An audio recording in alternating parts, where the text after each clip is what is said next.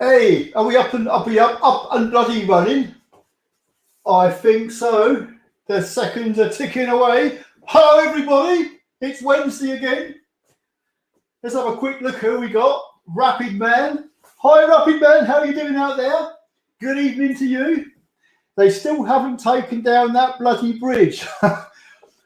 That picture I put up, I went up there today, and I'm going back weeks now. I should have taken a picture when the other half of the bridge was closed. And there was just a gap in the middle.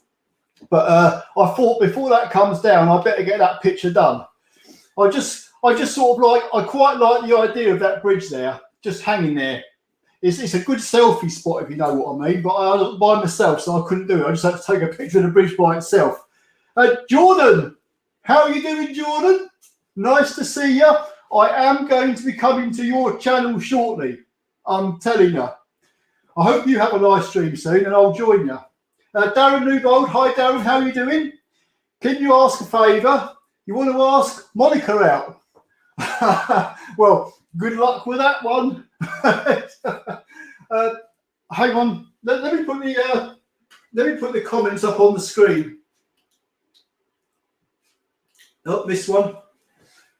Lee Whitman, hi Lee, how are you doing? Next time I'm in Hunting, I'll pop in and say hi.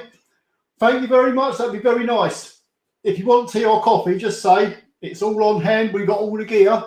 All our tip money we put in a big pot, and we buy shitloads of tea and coffee, milk and sugar. So it's all there if you want it. Come in and say it's hi. Have a chat about anything. Doesn't matter. I'm getting behind already. I'm giving it the wide angle look today. You see, I've got the lighting right again as well. So everything's like blown out. It's like you know what? I cut this webcam. It's one of them Logitechs, and it's supposed to be the nuts. But look at it. It can't do dark. If I put the bloody lights on, it's like flipping everything's bloody. Oh well, not to worry. Dan, hi Dan. It's cost 52 million to take that bloody bridge down. If they finish, it's a nightmare getting to Huntingdon at weekends. I should imagine it is. 52 million to knock that bridge down. Bloody hell. I'll tell you what, why don't you just ring up Joe fucking Sleazy Biden and he'll take it down for you? How about that one? Dan Smith, hi Dan. Evening, good evening. My project car is a 01 plate Puma, blimey, with a 1.6 Z-Tech engine. Do these engines suffer with any common problems? If I remember in the past, the valves get a lot of carbon behind the valves, and the valves get stuck in the valve guides, and that causes like misfires and all sorts. So yeah, that was the major downfall years ago. So it might be worth putting some stuff in the fuel, like clean the carbon. It might help a bit. Hi Steve, how are you doing? I have got your emails. I watched the one about the headlights this morning, where he got all them sheets and tried all the different headlight polishing kits. That was very interesting. It must have taken him bloody ages to make that video, and a shitload of money on all the different kits. But yeah, that was very interesting. Well, thanks for that, Steve. Anyway, Luke, hi Luke. I've noticed on my Fiesta one of my rear reflectors is cracked and a bit missing. This is an MOT failure, and is it easy to change? It's only a failure if you've got white light showing at the back. But what you can do to tidy things up, you can go to any motor factors now, and they sell the special red tape. It's designed specifically to go onto lenses. So if you've got like a little crack or a little hole in one of your back lenses, red or amber, you can buy this tape. I should think even Halford sell it now. You just cut a bit of tape to size, stick it over your lens. You either buy a new lens or buy a bit of tape. Does the job.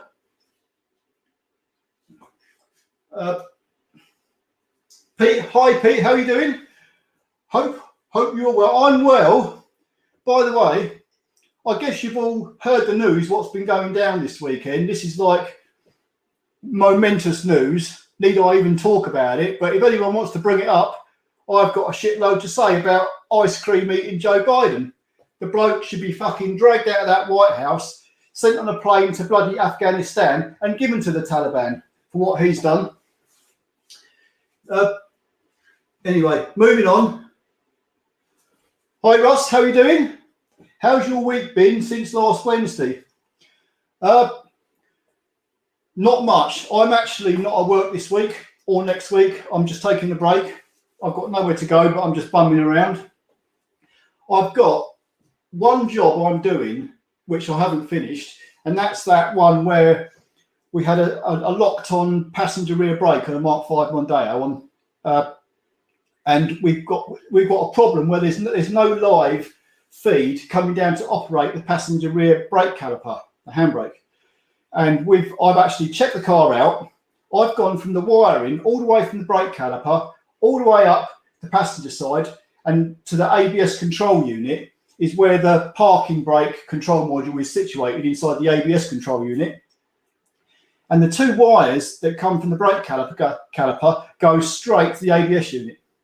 They're perfectly fine, the wires, but there's no feed coming up the ABS unit down to the back brake.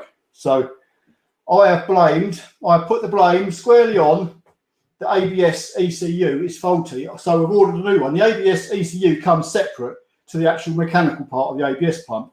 So when that arrives, we're going to then get it programmed in, because we found that these ABS ECUs, I rung up Ford and they're a one-time coding. They're coded to the car with chassis information, and you can't get a second-hand one and code it to the car.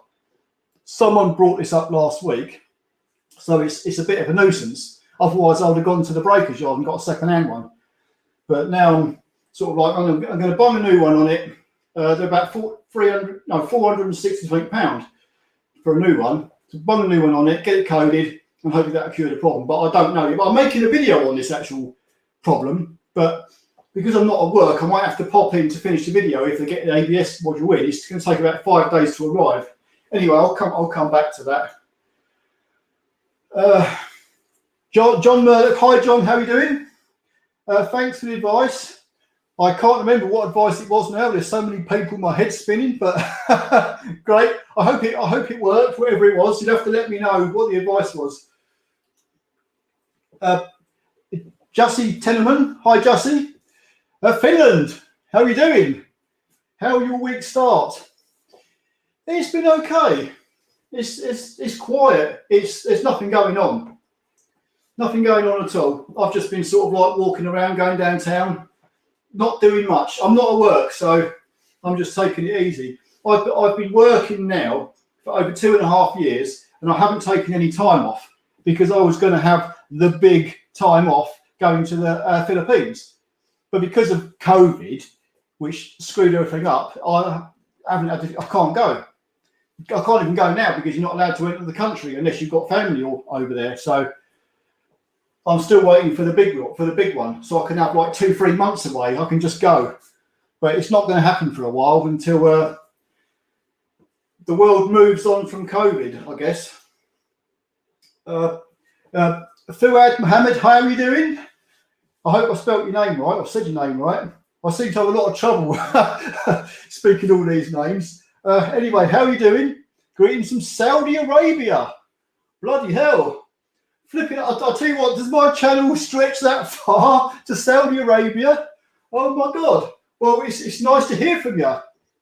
There is a guy who I actually follow, and I'm pretty sure he's in Saudi Arabia, and he's Max Garage. I think he's in Saudi Arabia. And there's another one. I'm subscribed to him. It's called Mr. Bax. He's like an offshore foreign worker, but he works in, I'm sure it's Saudi. He's always putting out live streams. But yeah, hello Fuad. That's great. K4, hello from Poland. My next door neighbours are Polish. they're very nice people. But anyway, hello K4. What's that? Keep calm and love Poland. I've never been to Poland, I hear it's a lovely country and they've got loads of open space with forests and lakes and God knows what. So maybe one day, if I live that long, I'll get over there. I've been to some European countries, but I've not actually been to Poland. Blonde Man 69, how are you doing? Here's a question. Do you think Snap-on tools are worth the money? Snap-on,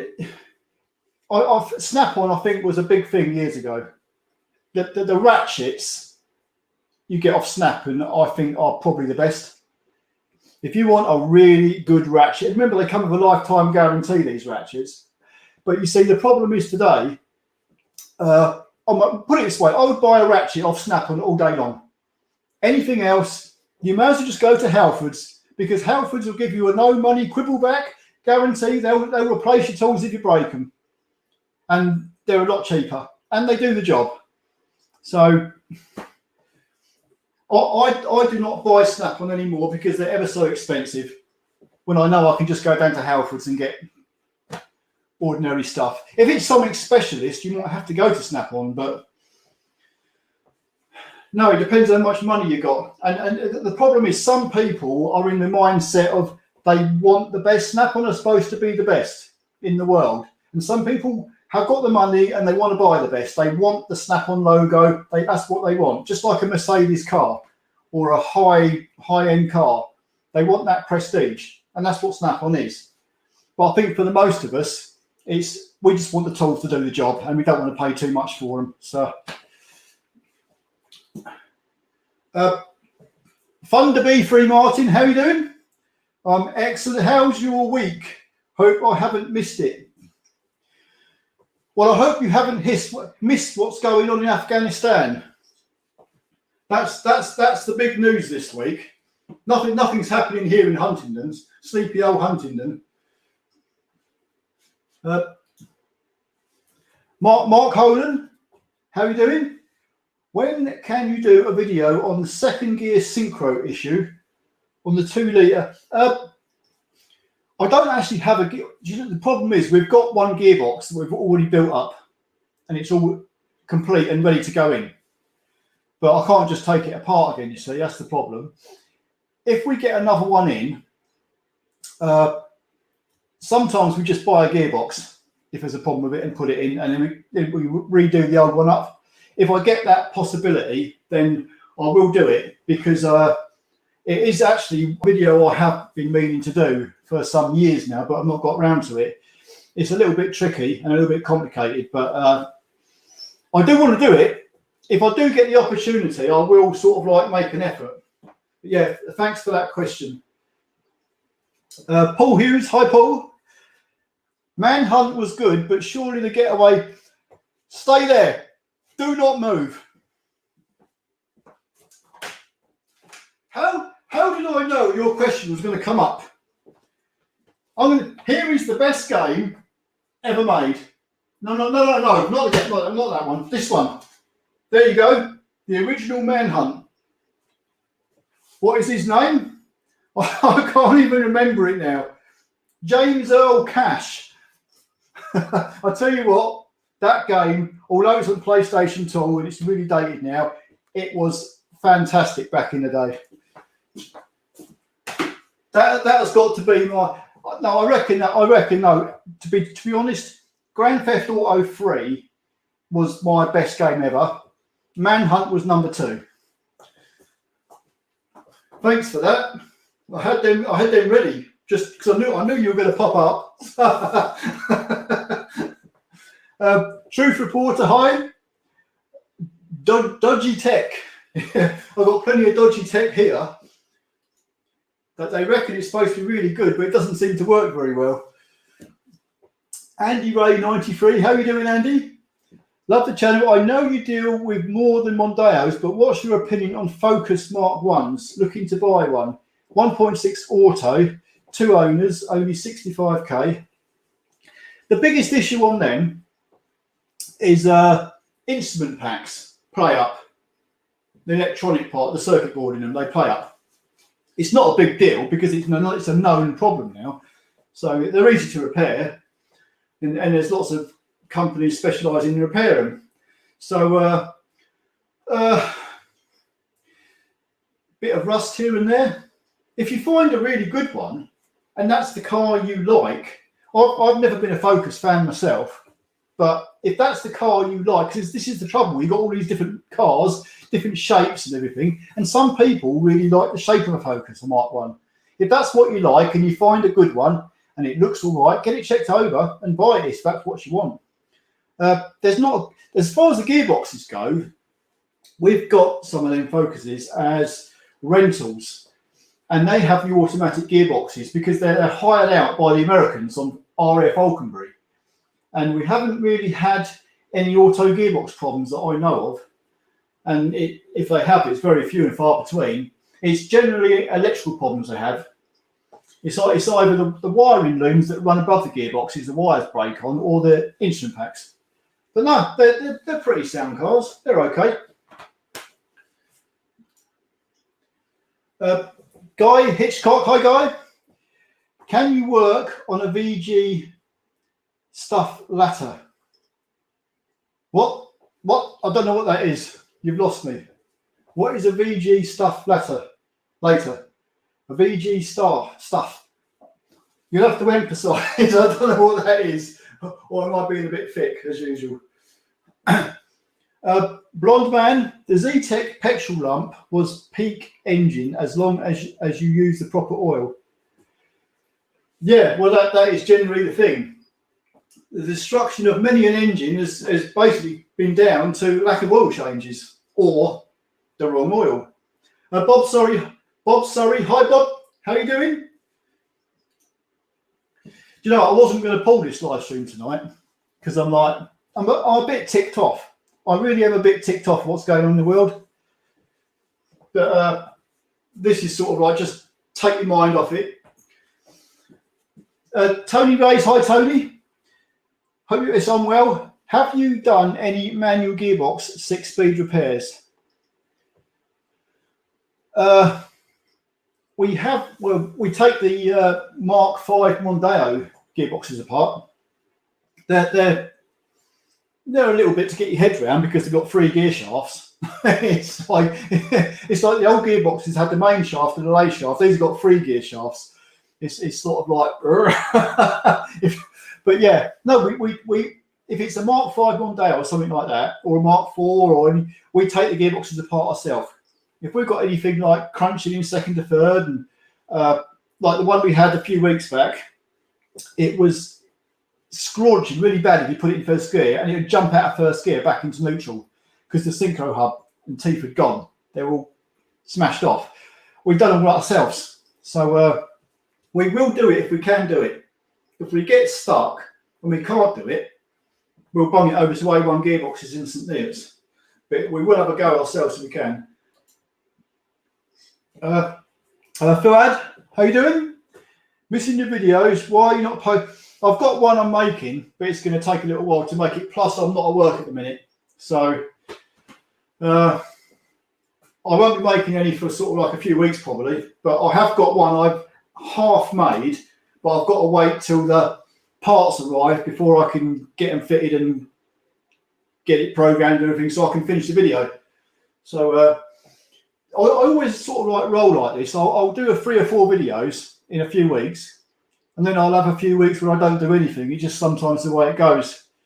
Plus, it's been actually quite busy the last few weeks at work, so I really haven't had a chance to get anything done.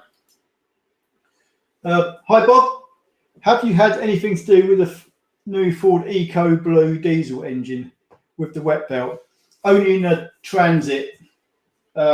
We had replaced one of the wet belts in one of the Transits, and it's front wheel drive Transit, and it was a horrible job, not nice at all. Bloody shit, basically. I don't like them at all. The engine seems to be okay. I mean, this vehicle's done over 160,000 miles now. It's going okay, no real engine trouble, But it's just the fact that when you get to that, the belt change on them is like 140,000 miles. I've heard lots of stories that they're braking a lot less than that. Our one didn't break, and we left it right up until about 140,000 before we changed them wet belts. But what a flipping palaver changing them. Bloody hell. I saw one get changed in a rear wheel drive, which looks a hell of a lot easier. But as far as I know, the engines are okay, apart from EGR valves which play up. And the wet belt change is just going to be a pig and an expensive job. Hi Bob, any problems? Oh. Yes, there is a problem actually. Hi Paul, excellent shows. Well, when I've learned when you come on a live stream, you've got to be happy. I can't be bloody miserable. That reminds me, it's that time again. I try not to be a pisshead, but when I do a live stream, it's beer time. As I said, one of these days, I'm gonna get bladdered before I even start the live stream, and I'm gonna do it drunk because that'll be funny. Anyway, cheers. Right, where are we? Farrad, when you're not posting any videos these days, missing. Well, I would love. Do you know what? I would love to keep posting. I would love it, but it's just I just don't have the time sometimes. I think because I was having some time off work, they've got all the cars in, trying to get as much done as possible before I go away. Well, I haven't gone anywhere. I said to the boss, I ain't going nowhere. So if he gets stuck, I'm still available. But it's like, I think they've got a lot of work in to sort of like, so that nothing goes wrong in the time I'm away. But I haven't heard nothing. So I guess everything's okay. When I get back, I'll think of something. Because it is like, well, I've lost my place now. I don't know if anyone knows this. Well, you probably do. If you're the type of person like me, when you start making videos, it's a bit like smoking or drinking. You sort of like, it's a bit of a habit, like an addict. You sort of like, if you make a video and it goes well, you want to make another one. So it's sort of like, if you don't make a video, you get withdrawal symptoms, and you have to sort of like think of something to do and make another one. I just thought I'd point that out. Hi Pat, hope you're keeping well. Yes, I'm keeping well. Me and my bottle of beer doing ever so well. Thank you very much. I hope you're all good as well. Ah, shit flies.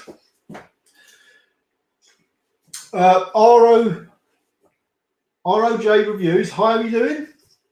What miles per gallon are people getting out of their 2 litre TDCI? I'm trying to hypermile, getting indicates 67 miles per gallon, which I think if you're getting 67 miles per gallon out of a 2 litre TDI, you're doing flipping well. Normally they would, well, as the taxes go, between 45 and 60, you'd be lucky. So if you're getting 67, that's really good. Bear in mind, if you've got a DPF on that, that's adding to your fuel consumption. Marcus, hi Marcus, how are you doing? Nice to hear from you. Hi Steve, don't bin the old ABS unit. I'll keep this one and I won't try and destroy it or set fire to it or anything. Though I know where this is heading. You want me to send it to Big Clive? I got it, don't worry, I understand. maybe he can take it and sort it out, because I bet you, I haven't taken it off yet, but I can imagine the plastic shrouding over the electronics is all sealed, and it'll have to be broken open to find out what's wrong inside it. I'm guessing we've got some kind of bad soldered connection or something gone wrong. I don't know. I'm not going to find out probably, but I will keep it. Don't worry. Hi Alan. I will stick with my Mark IV facelift. Best car I have ever had. That's the 4.5. They're good cars. I mean, you always get the one that's the dog or the problem one, but most of them that I've come across, if they're treated right and looked after right, they are a hell of a car, and they will last many, many years and not cost you much in maintenance. And that's what you want. Hi Nick, you may have eliminated this already, but when my electronic parking brake failed, the good one was the one that stayed on. I presume the car did it because other was dead. I have come across that. The thing is, the driver's side, which is working perfectly fine, the handbrake goes on and it comes off as it should do. The passenger side, I had to destroy it basically to get it off the car because it was locked on solid. There is literally no feed going down to the passenger side handbrake at all. There's no live. The driver's one, we have actually taken the driver's caliper, unplugged it, because I did go down this. I did think of this. I've read up about this, and I've got a spare few calipers which I know are good. I've plugged the spare caliper into the driver's side just to check that it didn't all of a sudden make the passenger side start working. And we had another caliper off another car, another taxi, which we put on the passenger side. So we had, in effect, replaced both calipers and tried it, and it made no difference whatsoever. As things stand, the driver's side is working properly as it should do. If you put the switch to put the handbrake on, the handbrake goes on. Put the switch to make the handbrake go off, it goes off, and it works perfect. But the passenger side, there's no feed whatsoever on either of the wires. And when you trace both these wires back to the ABS ECU, they're right next to each other where they go in the plug connector. So, but all they are is two wires from the ECU straight down to the caliper, and they switch from live to earth, depending whether the caliper's going on or coming off. So I'm under the total belief now that the ECU is faulty. So we shall see though. Marcus, is there any significant difference between the pre-facelift Mark IV and the facelift?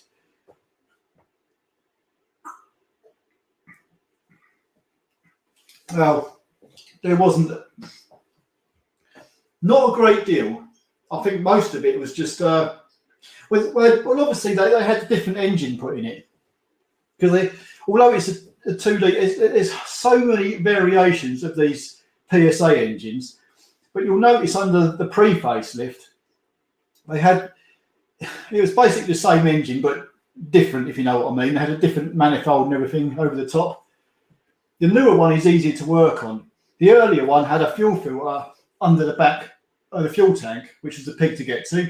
The new one's got the fuel filter under the bonnet, and the various few trim problems, few trim differences, body styling differences. It is very subtle though. I mean, it's really hard to tell the difference. So the best thing to do is if you're looking at them both, is to Google them and see what there is. I couldn't spell them all out, but it's like there's not a lot. If you were to look at both cars, it'd be difficult to actually tell the difference. It's just simple things basically, grills and stuff like that. Gary Jones, hi Gary, how are you doing? How far am I behind? Probably flipping miles again. Hi Mike, put some trousers on. It's comfortable in shorts. This is the thing. It's supposed to be summertime. It's the only time of year I get to wear shorts. Plus I'll tell you something, it's quite warm in this kitchen. I actually sort of like get quite comfortable wearing shorts now. I never used to wear shorts. I was always wearing jeans. Jay Ash, hi Jay. Is that Mario? Hertfordshire, well, how are you doing? Fancy doing a clutch on my Peugeot 107?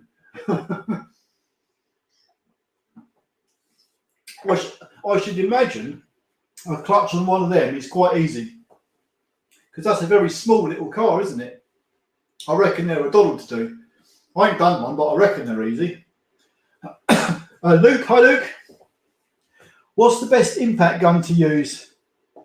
Air compressed or electric?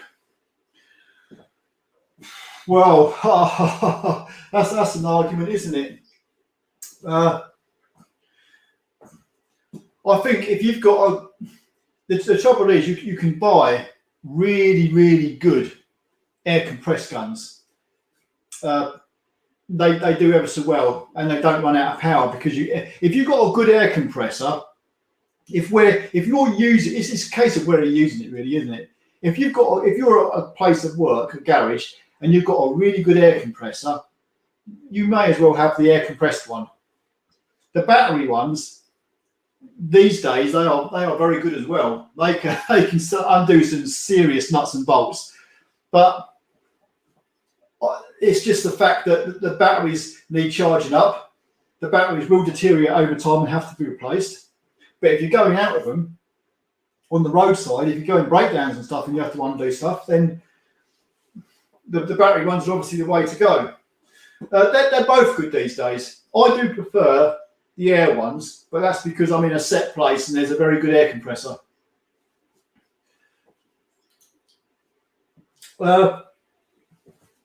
Thirdens, how are you doing? Wheel wobble at 60 miles per hour. I would get your wheels balanced, preferably by somebody who knows how to balance wheels. And that's the thing you've got to understand. It's no good having people at these whatever places balancing wheels and God knows what if they don't know how to do it properly.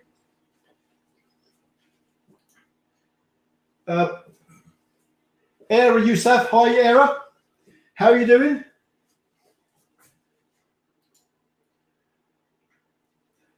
Darius L, hi Darius.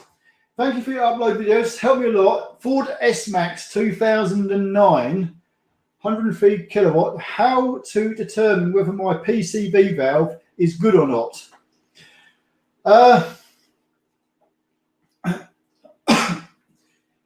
If you can get to it, there's like a bit. I think if I can picture it, there's like a breather hose coming off it. If you can clamp, I mean, generally speaking, if the PCB valve is something wrong with it, your engine will probably be hunting. Revs going up and down, stuff like that, or cutting out and God knows what. If you were to clamp the hose, breather hose coming off it, that should eliminate the problem. And that will tell you it's the PCB valve. So, do you know what? Be honest with you, I don't really have problems with them valves. I can't even remember the last time I had a problem with them valves. I actually had a car in last week that it was hunting really bad. And I thought straight away, PCB valve. And the actual PCB valve in this is a Fiesta 1.25 ZTEC. And it's got a little PCB valve which goes into a rubber grommet in the block. And it's almost like what you would find on a Ford Sierra. And I looked at it, couldn't fault with it. The hose coming off it was fine to the inlet manifold. And it turned out there was a crack in the inlet manifold, right where the dipstick bolts on, and it was sucking air in, and that was what the problem was. I had a Volvo, I can't remember what model it was quite a big one, saloon, year 2000, old wire edge. The PCB valve on that, I had to take the inlet manifold off to get to it, and there was a vacuum pipe going to the PCB valve that was block solid, and that was causing all kinds of hunting issues and cutting out. So don't go straight for the PCB valve, but check everything around for air leaks as well. Generally speaking, when you're looking at PCB valves, you've got an air leak or something like that, and the engine will be hunting or cutting out. So it could well be the PCB valve, but what I'd say is check everything else around as well, because there's a good chance it might not be. Tom Boone, hi Tom. When I need a clutch, a new clutch and flywheel, Mark IV Mondeo, can I come and see you? Yeah, we can do them. I've done enough of them. Flipping heck.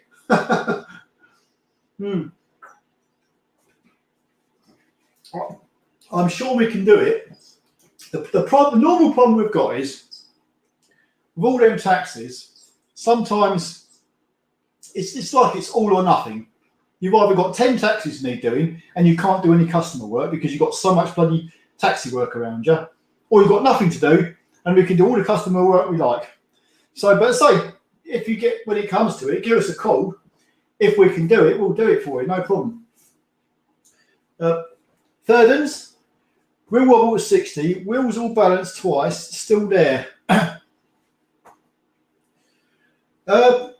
Buckled wheel. Check your bushes on your suspension, ball joint, drive shafts. You've got to get someone to check everything out because you've got your suspension and everything that needs checking. You could have a worn out bush somewhere or a ball joint hanging off. Drive shaft out of shape or bent, or one of the joints knocked out, causing these problems.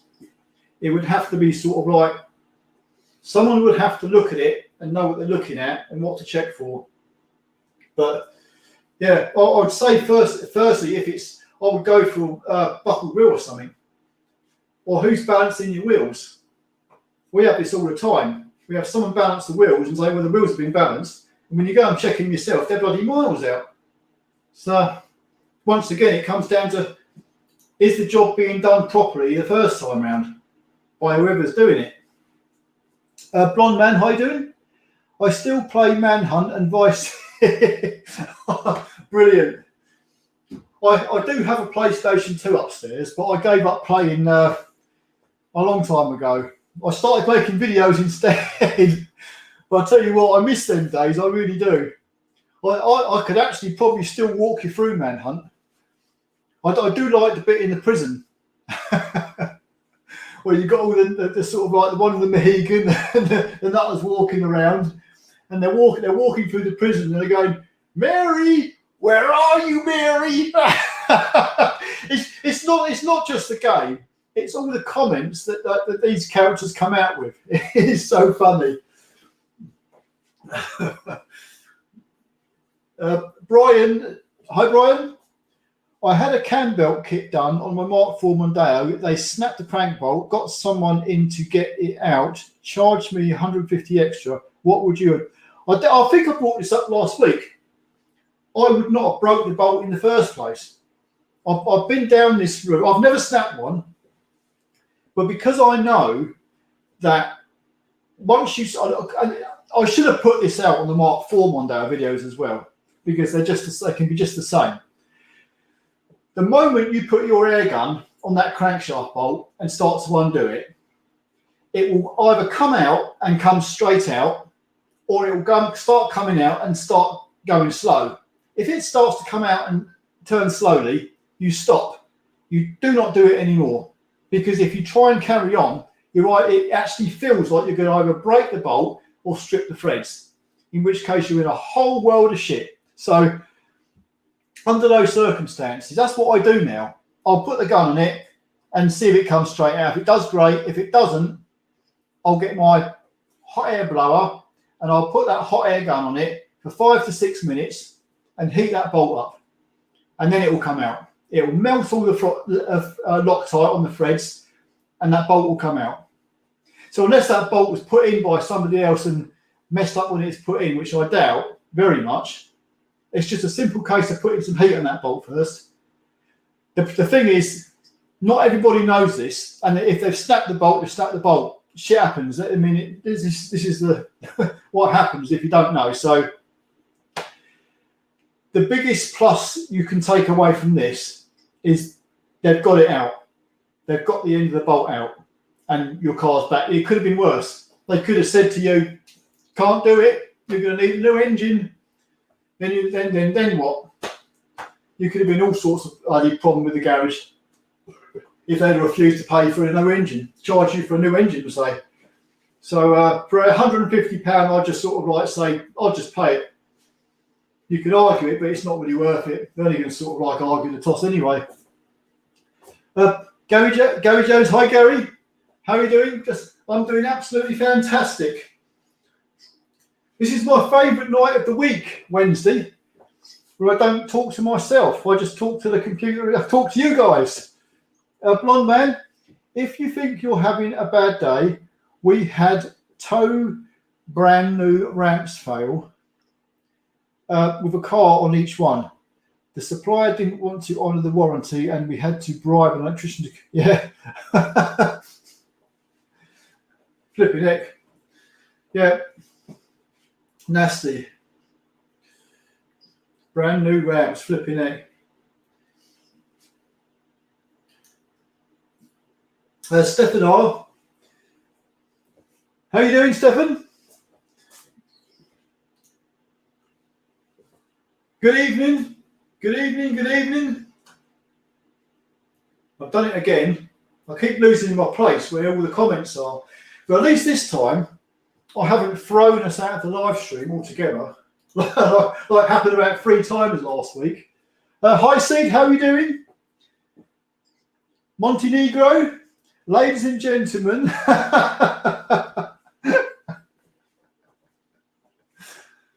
Thank you very much, Seed. Blonde man, try having the wheels balanced on the car. Do you know what? I don't know who does that anymore. I remember years ago, there used to be like this thing you'd sit on and you with a big like wheel on it and you'd put it up against the car and you'd spin it up. The only thing is, hope the car's not automatic. They don't tend to like that, especially if the gearbox is like one angle and you spin the wheel up and it's not getting the oil to it. So I'll be careful with that. It's all right if it's a manual. Tree, have a Mark IV power shift titanium Mondeo from Melbourne, Australia. Is that true? They only have the power shift autos out there. They don't have no manuals. But hello anyway. Thanks for your comment and thanks for saying hi from Australia. Stefan R. Do you change gearbox oil often?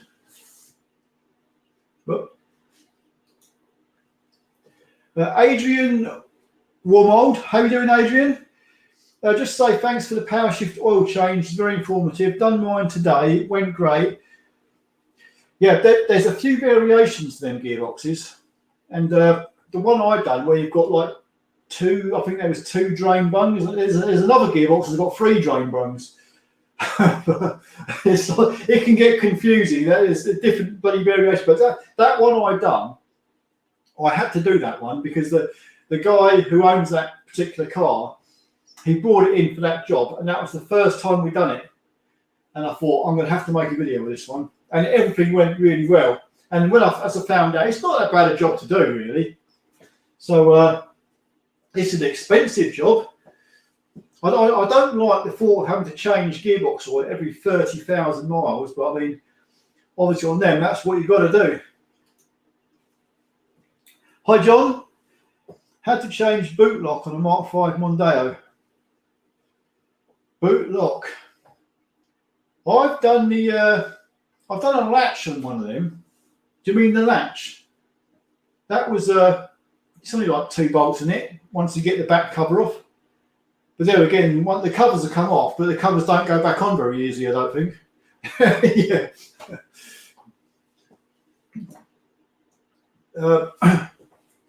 What's that? Cozzy?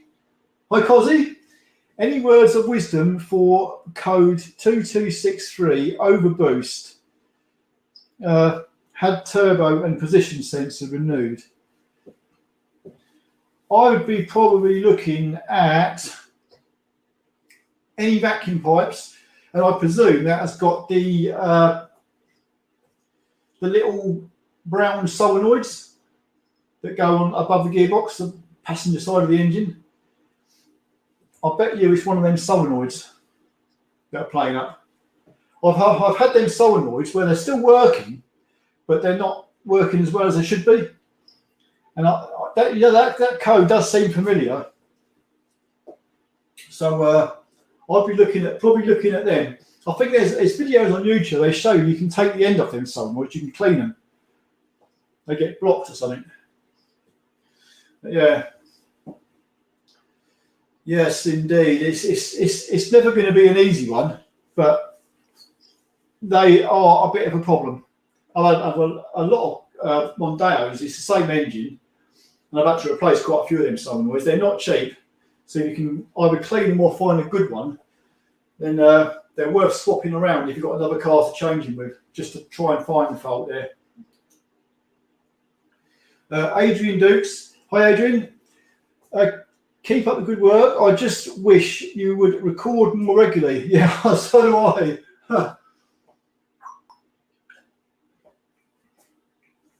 It's having the time to actually do it.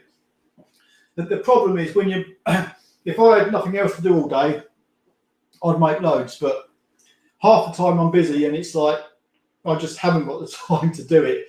And it's also finding things that are actually worth recording. So if anything interesting, I've got one that's half done. So there is one coming, but when that will be, I don't know, a week or two. I will get around. As soon as something pops up, I'll think, this will be a good one. Then I'll get it recorded. Blonde Man, to offer my experience on the dual mass flywheel to solid conversion debate, we found that the 1.8 Mark II Focus diesel or the 1.8 Mark IV Mondeo work fine with a solid conversion as long as they only have the 5-speed box.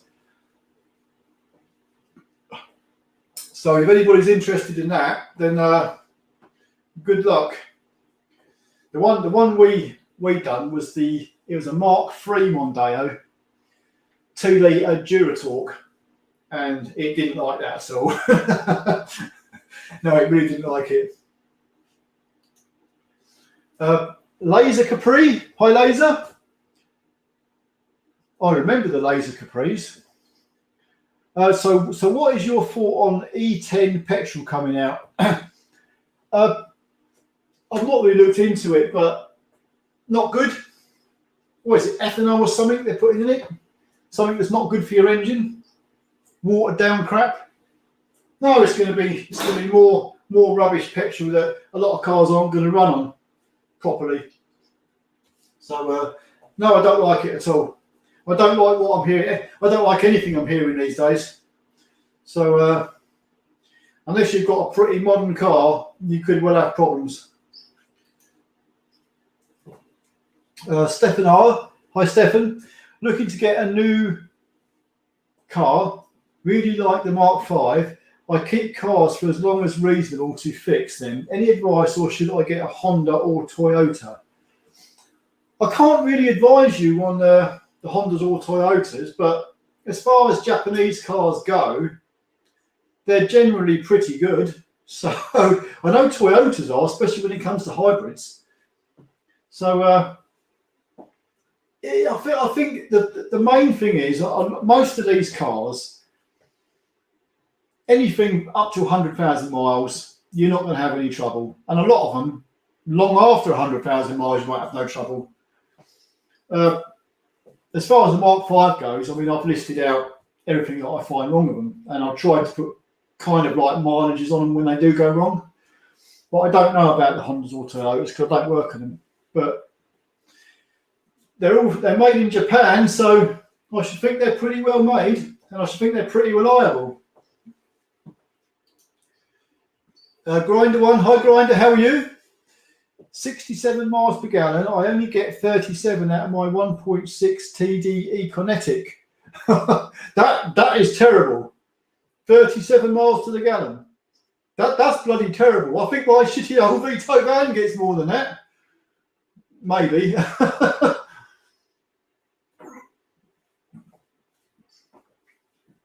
Now these days, out of a diesel, you want to be getting like at least 45, 50 at minimum, really. Marcus, hi Marcus. Are there any significant differences between the Mark IV and the Mark IV? Oh, we've had this one. Yeah, a few.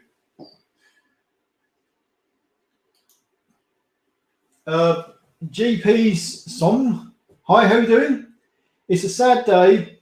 Sean Locke passing away today. I don't know who Sean Locke is, and maybe someone else can refresh on that one.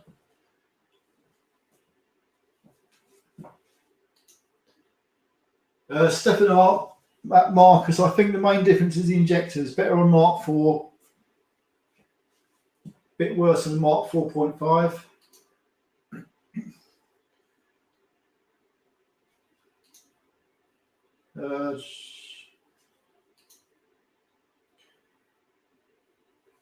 As a garage taxi owner who has many Mark IV Mondeos, I offer the following tips. Driver's seats collapse and self-recline. I've not had any of the collapse. We've got quite a few Mark IVs, but the lumbar supports in the back get broken and the material gets completely actually knackered. You have to replace all the foam in them. Mind you, I actually have had a few where they've broken the frame. You've got to take the seat out and weld the frame back up. What's that? I can't say that. Hello from Russia. Flipping heck. Thank you very much. I have Peugeot 508 2-litre blue HDI. There is no information in about the weak size of our engines. Oh, is that the same engine that goes in? I don't know what goes in the Peugeot 508. It depends what year your car is. If it's the same kind of year from like a 2012 to like 2014, or is it one of the newer engines that go in the Mark V Mondeo? No, it's got to be a new one, is it? 2 litre. It's a blue. If it's blue, it's a newer engine. So that'll be the same engine that goes in the Mark V Mondeo. Yeah. So if that's in the Peugeot 508, I never knew that. But yeah, it'd be the same shit. Well, it'd be the same stuff, really, wouldn't it? Same problems. John Black, hi John. 1.8 TDCi, new engine, 3,000 ago. Black smoke on hard acceleration. Could it be the turbo? Not black smoke, no. Black smoke is like over fueling. So I would say it's a 1.8 TDCi. I would say, has it got a DPF on it? If it hasn't got a DPF on it, then you may well get some black smoke under hard acceleration, because you haven't got a DPF to clean the soot, have you? And you probably will get some black smoke. You get a lot of the older diesels, and you give them some, you're going to get some smoke out the back. If it has got a DPF on it and you're getting black smoke out of it, then you may have a bit of a problem. You might have to sort of like an air cleaner or a fuel filter problem, or if it's not quite running right, it might have a slight injector problem or a timing problem.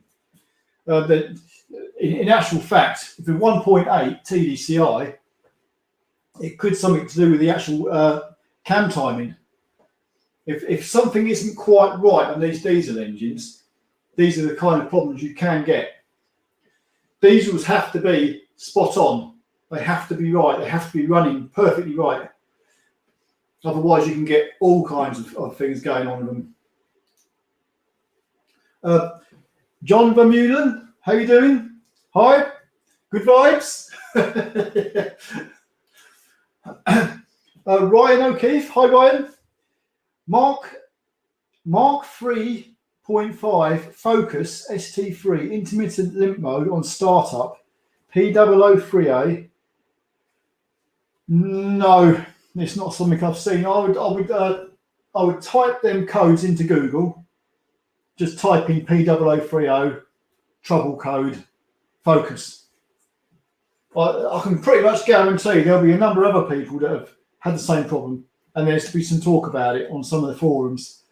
So it might point you somewhat in the right idea. The trouble with the internet is there's so many, like conflicting information. But if enough people were saying the same thing, then it could put you in the right direction. Steve Perry, 8:35. Well, I make it 8:53. Does that mean I was 20 minutes behind? Hi Wayne, how you doing? Nearly missed the live, been painting all day, landing and stairs. What would you rather change? I think I'd rather paint the landing and stairs. It's cleaner. That's if you want to get high-end paint fumes. Oh dear, I've lost my... Kevin Hegarty. Hello, how are you doing, Kev? Greetings from Cornwall. Yes, sir, doing very well over here. How are you doing? Haven't heard from you. It's been bloody... How long has it been? Steve's Taxis is still there, hanging on. Nice to hear from you, Kev. That's great. You'd have to sort of like let us know how it's going down there. In that lovely location where they've got your little sub-climate going on. The warmer weather. I'll tell you what, I wish I was in Cornwall. I'd go down there, but I don't think my van would make it.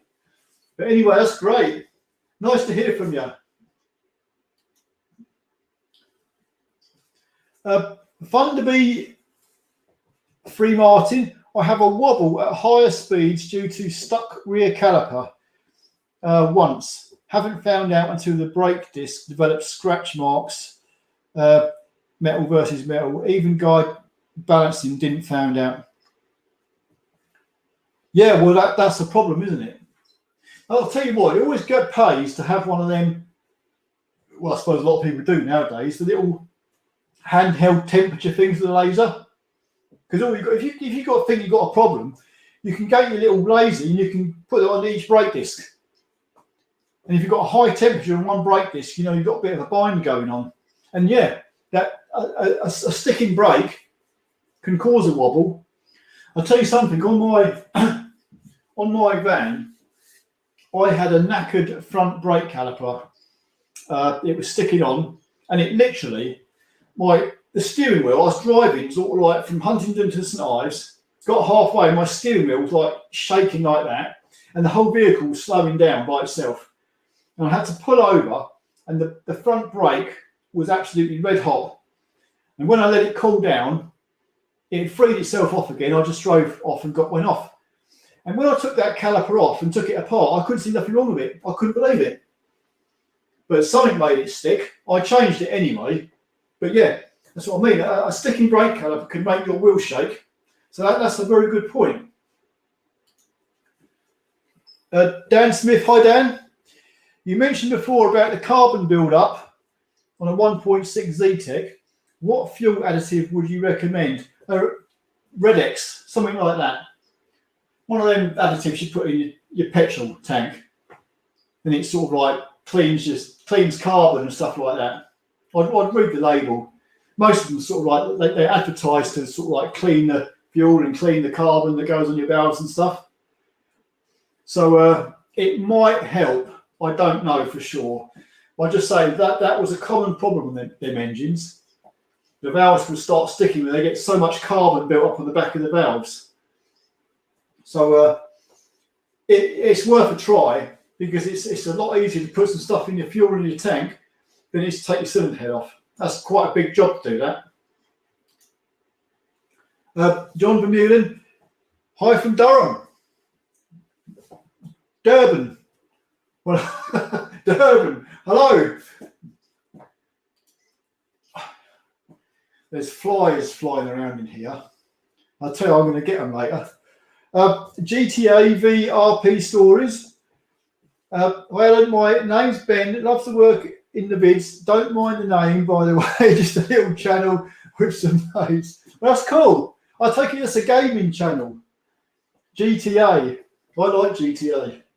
Grand Theft Auto. I like the GTA 3. That was my favourite one. But that's showing my age. That's going back a long time. Vice City was a good one as well. I never really got into like the last one, the 4. But yeah, I remember in the sort of like year when the bloody PlayStation 3 first come out. But I'll tell you something. PlayStation 2? It must have been around about the year 2000. I can't remember now. When they first brought out GTA 3, that game changed the world. That was like wow. It changed everything. And I've played some games since then. There's a few games that I quite like that I have actually played in recent history. The Last of Us, that was a good one. I enjoyed that. Dead Space 1, not number 2. Number 2 was just too much. I couldn't handle it. But Dead Space 1, I thought was brilliant. In actual fact, I think for next time, I'll probably write out a list of all my favourite PS3 and PS4 games. I haven't played a game in a long time now, but it's like there are some bloody good games out there. Finn Hogan, hi Finn, greetings from Dublin. How are you doing over there? John Vermeulen, hi from Durban.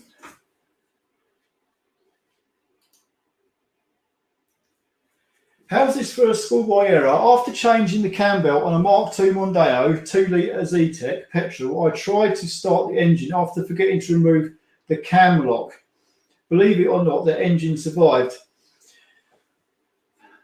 That has happened where I work. It wasn't me. There was somebody else. It was a Mark V Mondeo 2-litre diesel. He left the pin or bolt in the camshaft sprocket that went into the head. The engine survived, but the cam sprocket didn't survive. So it had to have a new cam sprocket fitted to it. That's going back a few years now.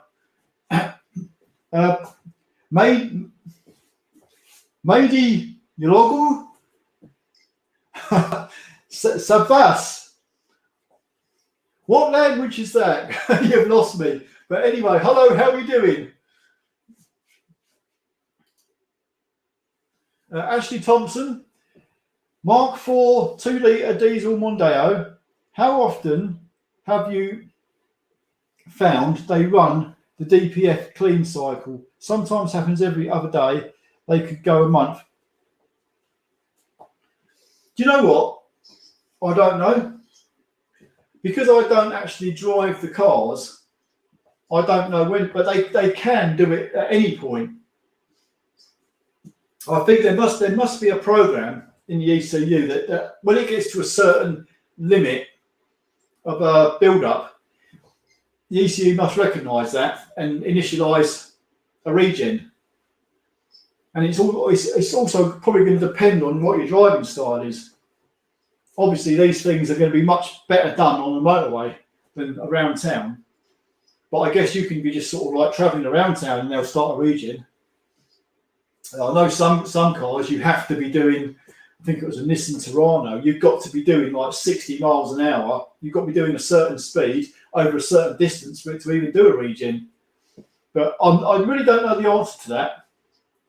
But what I would say is, if you're not getting any management lights on and it's doing its regens and it's not going into sort of like engine malfunction mode, then it's working. That's the important bit. John Black, hi John. Have you ever had a problem with a 1.8 TDCI top cam belt adjuster that won't tighten to the mark? Like the adjuster wheel is too small? Tried pattern and genuine? No.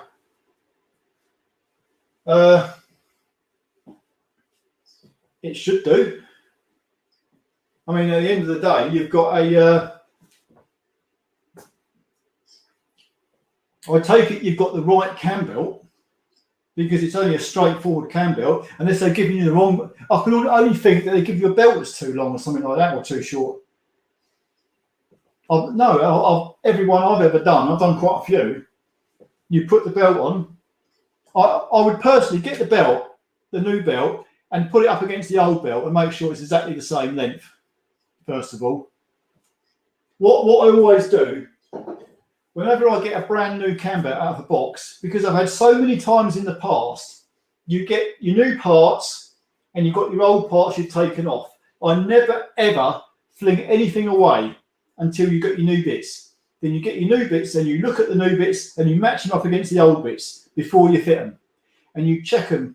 You physically check them and make sure they're right.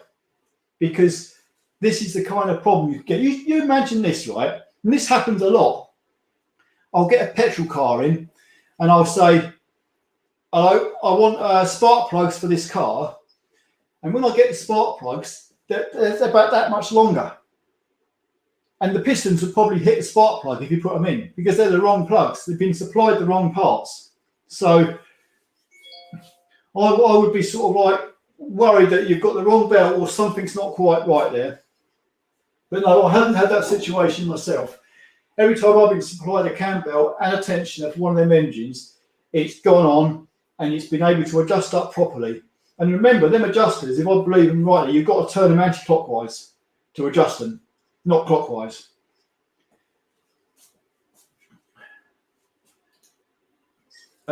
Carlos Araya. Hi, Carlos.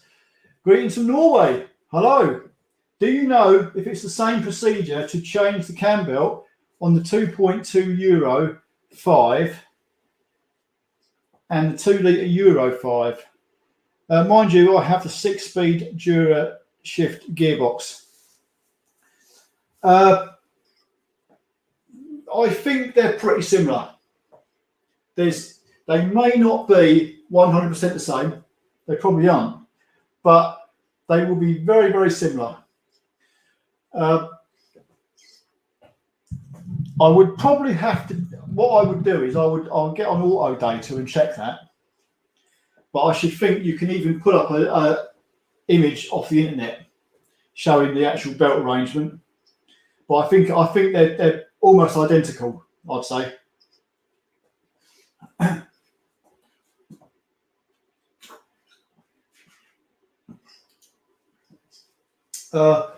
Emil Flodgard, how are you doing?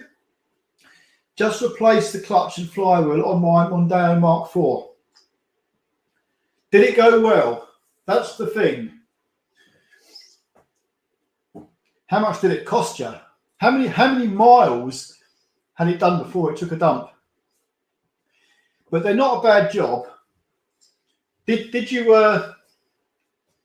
sort of like unbolt? Is it the Mark IV where you got the power steering pump underneath the driver's wheel arch, where you got to unbolt it from the subframe and just sort of like strap it up to one side?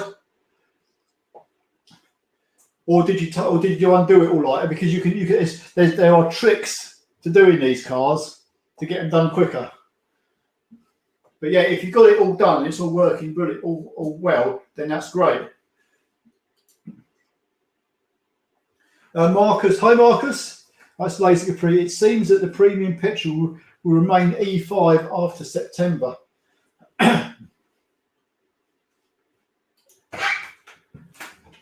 Hello, Tyler. Come and say hello. Show everybody your hair. No. In actual fact, don't show everybody your hair. Let's take it out. No, don't take it out. What I'll just do is you can shut the door. No, you're going to trip over the cables. So he doesn't want to show you his hair. Yeah, because I don't like my hair. You don't like it, take it out. No, I like my hair how it is. Well, come on then, let's have a look. Everyone wants to see your hair. No, they don't. They do. Who wants to see his hair? You're kidding me. You don't want to talk, you have no hair. Well, I can't show my hair because I haven't got no bloody hair. You can. At least you can do something with it. Alright, good. Okay, yeah. Anyway, a blonde man, why does your firm paint their cars red? Do the local Hilty Reds get tired of being flagged down for lives? Them cars. Getting them cars. Oh my god, stop harassing It's got a little tree on top of his head. What's so bad about my tree? It gets in my face when I'm walking around. This is the youth of today. Anyway. Oh, yo, and you're already better going to abandoned houses and smashing up goddamn bricks and stuff. You can't say anything about your generation. You were just as bad. He said you didn't have phones to call the police whenever you're getting like followed. We used to break into derelict buildings and have apple fights and smash places up, smash old buildings up there lying. But you don't get that anymore because there isn't none. Well, there is. There's you no gotta find them. there's no places left you can actually go into and have a great old laugh. Well, there is. There's one outside of Coventry. When I was a kid, there used to be old houses everywhere that were just abandoned, derelict. You could just go into and have a lot of fun. But anyway, let me get back to this question. All them taxis, they are actually black. They were built in Spain. And they had them painted. They had them custom painted in Spain at the factory and sent over here red. Because the boss wanted that particular red. That's why. But they should be black.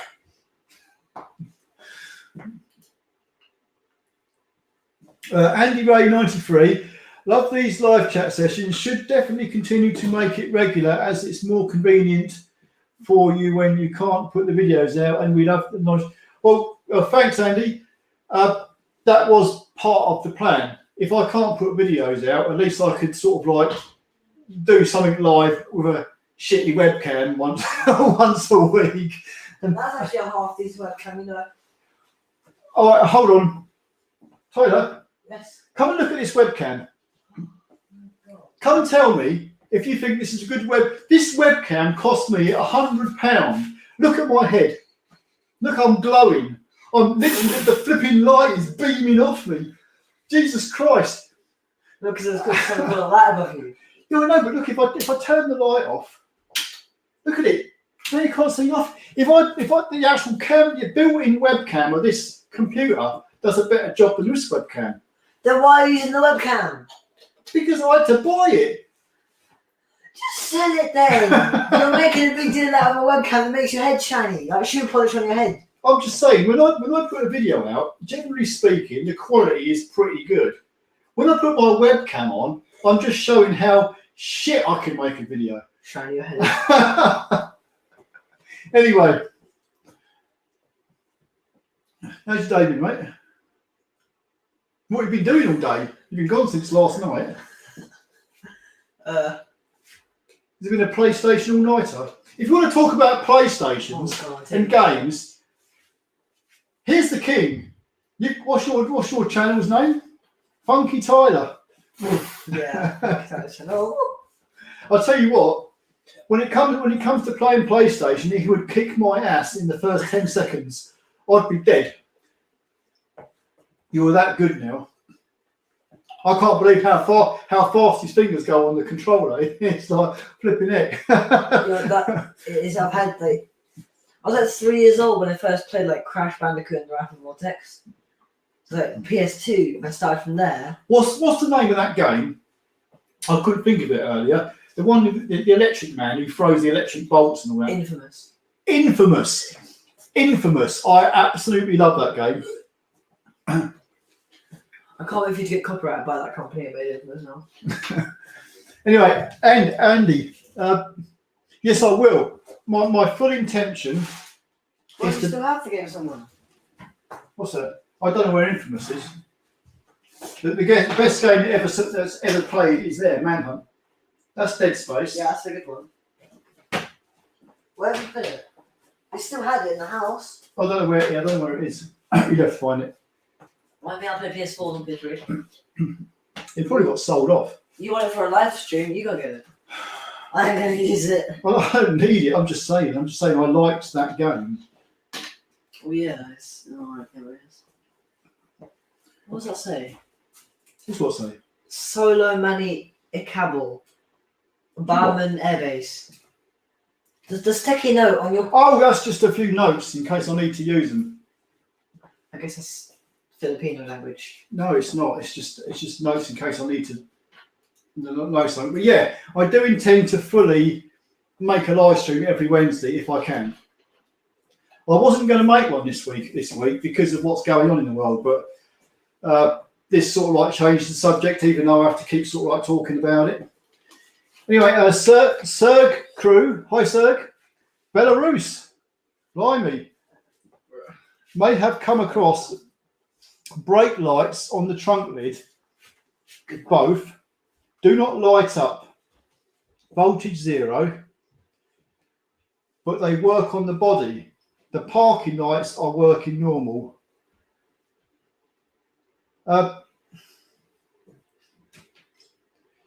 What car are we talking about? Is that a Mark IV Mondeo? Brake lights on the trunk lid do not light up. Because there's a particular problem we seem to have found with the Mark IV Mondeos where the centre brake light don't work. And I trace that back to the body control module. But there's a wire that you can connect the trunk centre brake light into to get it working again without having to replace the body control module. So he doesn't let me know what car it is.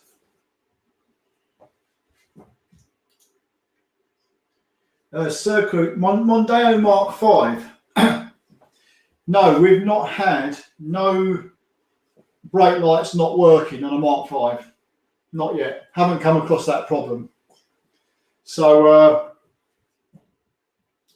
I would personally, you see, the problem is with these cars, all these brake lights and everything, they come through your body control module, so it gets very confusing.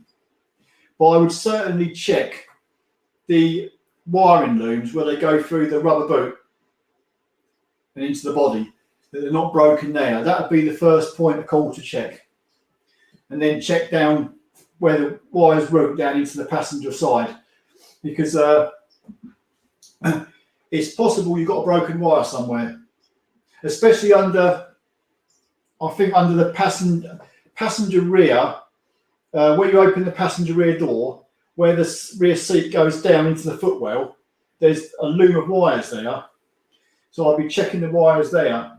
If you can identify which wire it is that goes to them brake lights, you might have half a chance of finding out what the problem is.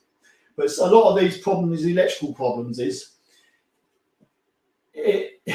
it's painstaking time trying to find the answers. But obviously start off at your boot, at your rubber boot that goes through the boot lid or a tailgate lid into the body. That'd be the first bit. But it's not something we've had. Never had a brake light fail on a Mark V yet. Stephen Allen, hi Stephen. I've recently purchased a 206 1.4 HDI van and come across a faulty crank pulley making a lot of noise. Are these easy to change? If it's one of them ones that's got the rubber bit in it that's worn out and the whole pulley's breaking apart, then yeah, I think they just unbolt. I'm not. You probably have to pull up a diagram of the cam belt change, because if the pulley goes onto a Woodruff key, which it probably does, then you can just unbolt the pulley and take it off and put another one on. If it's one of them pulleys where once you've taken the centre bolt out and the cam sprocket is free spinning on the crankshaft, then you really need to pin the timing up first before you undo it. But you'd have to find out a diagram of the cam belt change first to see if you've got to actually pin up and time it up first before you take the pulley off. Otherwise, you could lose your timing. So you'd have to look into that and sort of like, I'm sure there's diagrams out there on the internet. Marcus, what is the highest mileage Mark IV you've seen at work? Blimey. I would say I'm not, it's more. I can't exactly put a mileage on it. It's more than 350,000, but I'm not 100% what exact mileage they are, and I think they've been sold off now. But some of them are done well in excess of 300,000, and I know there are a few that have done more than 350,000, but I don't know exactly. And they were running perfectly fine still. Betfred, hi. Have you seen Nick Gers Ford? Only YouTube? No, I haven't. Is it any good? I'll be honest with you, I don't really watch much in the way of car videos on YouTube. Most of the stuff I tend to watch is politics, unfortunately. But I'm kind of staying off that tonight.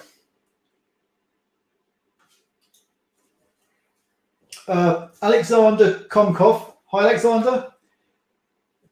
I have a Mark V 2-litre titanium on clock, 140,000. When you recommend change cam chain? Mark V 2-litre. Is that Mark V 2-litre titanium? 2-litre L. Is that diesel or petrol? I wouldn't recommend changing the chain. Not 140,000 anyway. If it's got a chain, I wouldn't change it.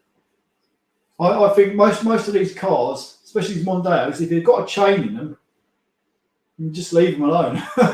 You change the rubber cam belt 125,000 miles, but if it's got a timing chain, then I'd leave it. As long as you have the oil change done at the right time, you shouldn't have to change that chain. I've not heard of any chain problems.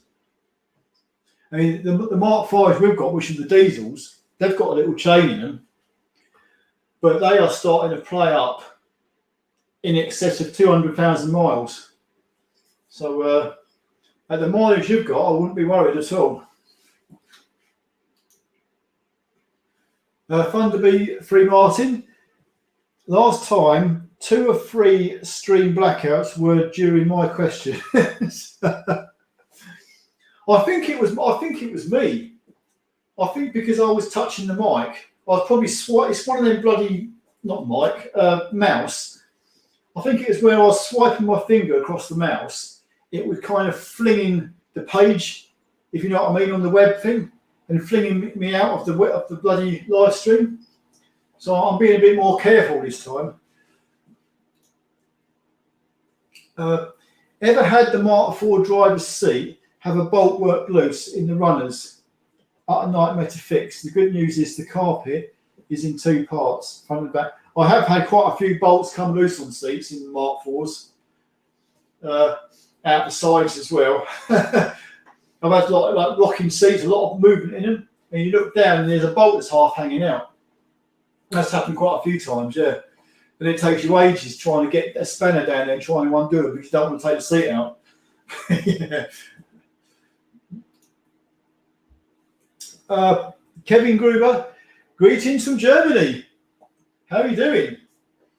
Blimey, you're living in Germany as well. Should I mention Angela Merkel? JJ Giroux, good evening, JJ. I'm good, thank you very much. Hope you're good too. Have you ever encountered snapped subframe bolts on the Mark IV Mondeo? Oh, that's a question. I have on the Mark III. We've had a few problems with them. I can't remember if it's the Mark IV or not now, but I know on some of the Mark IIIs, bolts wouldn't come out. And the captive nut inside the chassis started spinning where they were so tight. And we had to get an angle grinder and cut like a doorway in the chassis. And then we can get a spanner on the captive nut to get the bolt out. And then we welded it all back up and unsealed it again. Yeah. But the Mark IV is obviously like the same principle. So I can well imagine it. You can get them out. It's just a bit of work. If you've got a good angle grinder, sometimes you've just got to cut the chassis open. Carl Warmington, hi Carl, watching from Estonia. Flipping heck. Flipping people from all over the world. I have a 2013 Mondeo Mark 4.5 with a 2 litre petrol. Eats a litre every 2,000 kilometres. No smoke out the exhaust or leaks of any sort. What is the oil? Well, if it's not leaking it, it's burning it. The problem is, when you're driving the car, you probably don't see it. And you probably won't see it. But if you were to put your car in like a garage or something, get it up to temperature and hold the revs about 2,500, 3,000 RPM, you may well then see a haze of blue smoke come out the exhaust. But that's where it's going. It's burning it. Them engines were common for burning oil. But that was their major downfall. They're good engines, but they do burn a bit of oil when they get on a bit. So that's where it's definitely going. It's either leaking it or burning it, one of the two. And there's no leaks, it's burning it.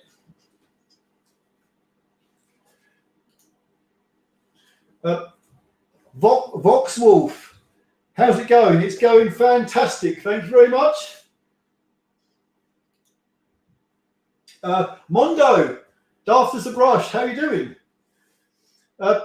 And those knobbly knees, what head scratching has gone on in that tin shed this week?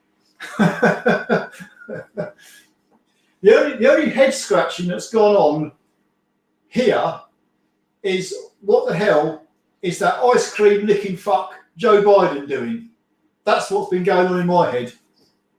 Anyway, let me get on. Vox Wolf, Red Dead 2, absolutely. I've not played that. I've seen it. I know exactly what it is, but I've not played it. I don't think I ever will now.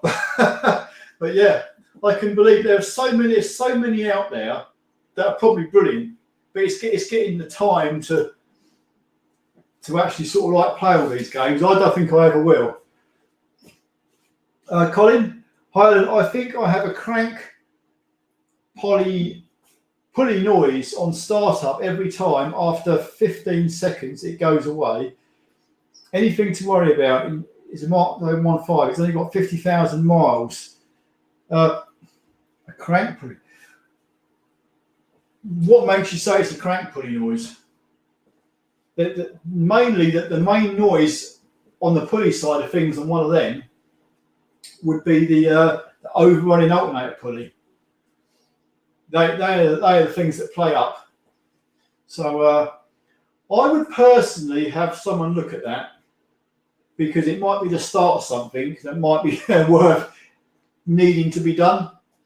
If you go, this is the problem. If you're going to be going on a long journey or something, and you've got sort of like pulley problems, you really need to get them sorted out, because I guarantee you it'll take a dump on you when you're hundreds of miles from home.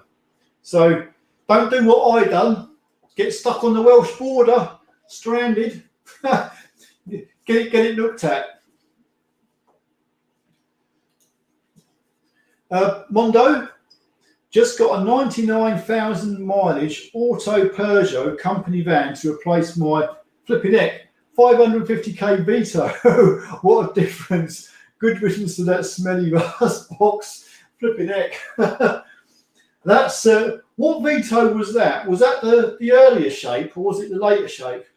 I mean the pre-05 shape. The front wheel drive one. I never liked them. They looked a right pig to work on as well. Bojan Jovanik. Hello, how are you doing? From Vienna. Flipping heck, the gates of Vienna. I hope you're propping them up, because you're probably going to need to shortly. But hello. Pretty Champaneri. Hi, how are you doing? When I release my foot brake, there is a squeak from the rear brakes. They are drum brakes. Do they just need a clean?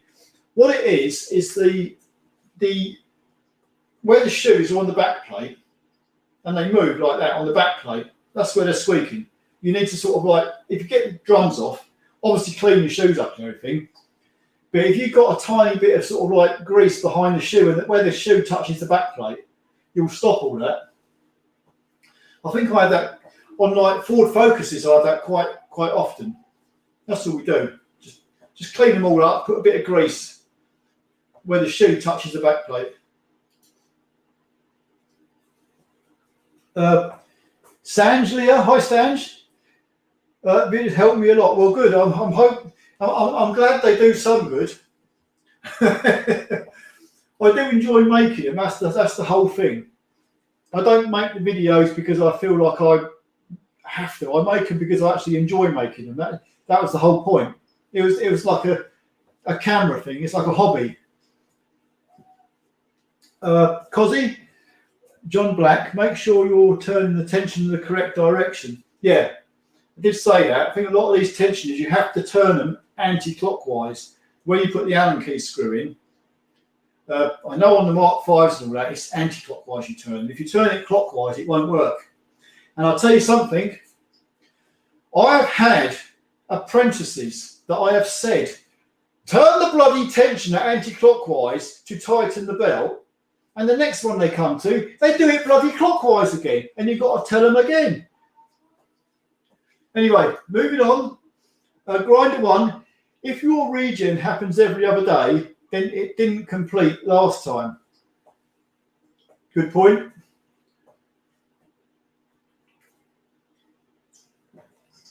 This is why I say all these things, it's all very well and good having all these, well, it's not very well and good. But you're stuck with these DPFs on these cars. Generally speaking, to do a proper regen, they need to be down the bloody motorway doing a long run so they can regen properly. If you're driving around town and it tries to do a regen and then you stop at Sainsbury's, you just cut the regen off halfway through and it's only done half a job or a quarter of a job.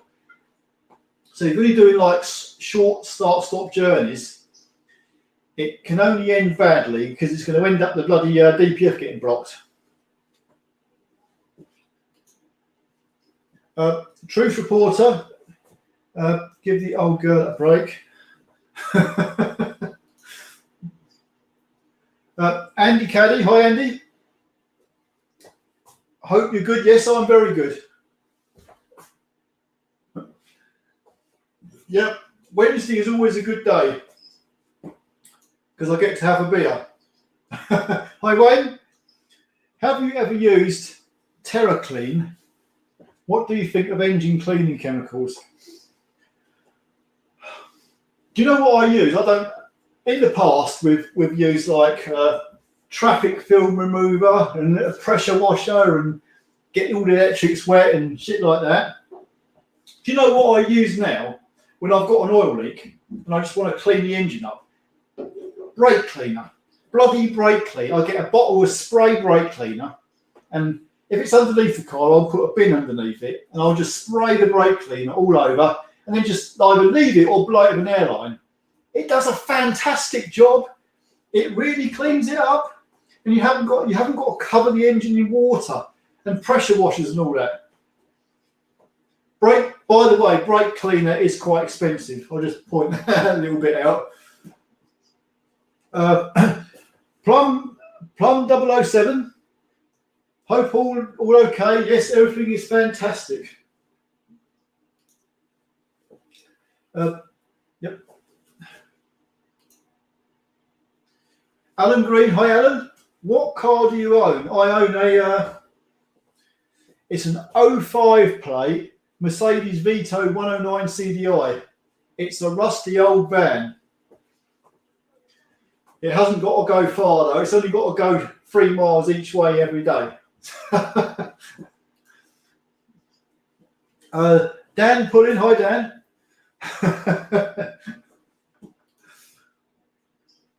Mick Ramo, hi Mick. Crichton. Do I remember an old machine? It used to be an analyzer machine.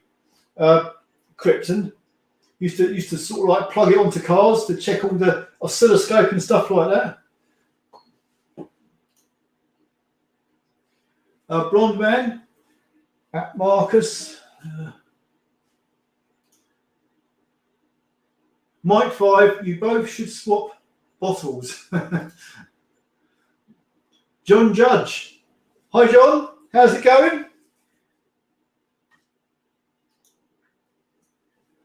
Cucumber Man. I saw you all last week. That's the name I won't forget. He looks just like you, but with more hair. I had a Boris Johnson wig. In actual fact, I should have kept it. Mike 5, dead body in the trunk.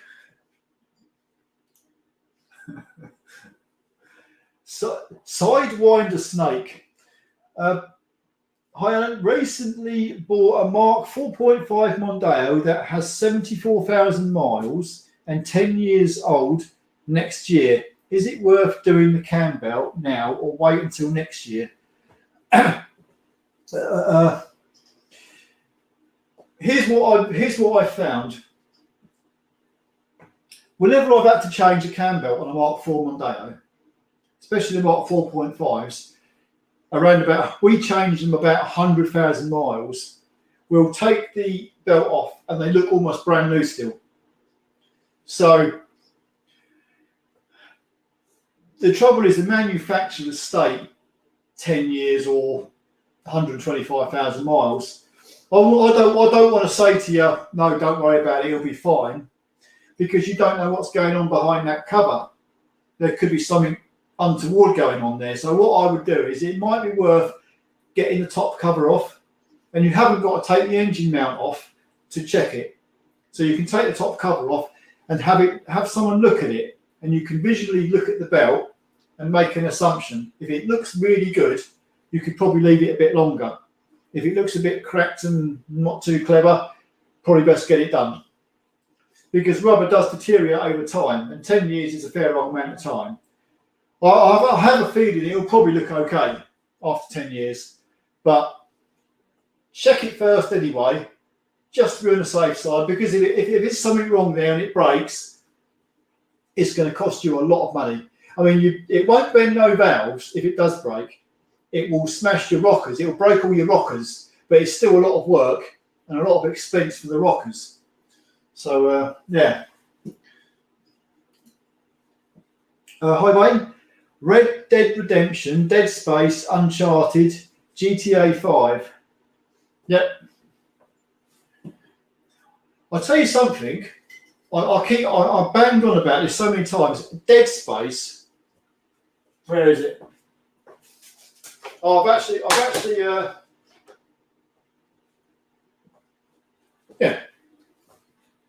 There's Dead Space.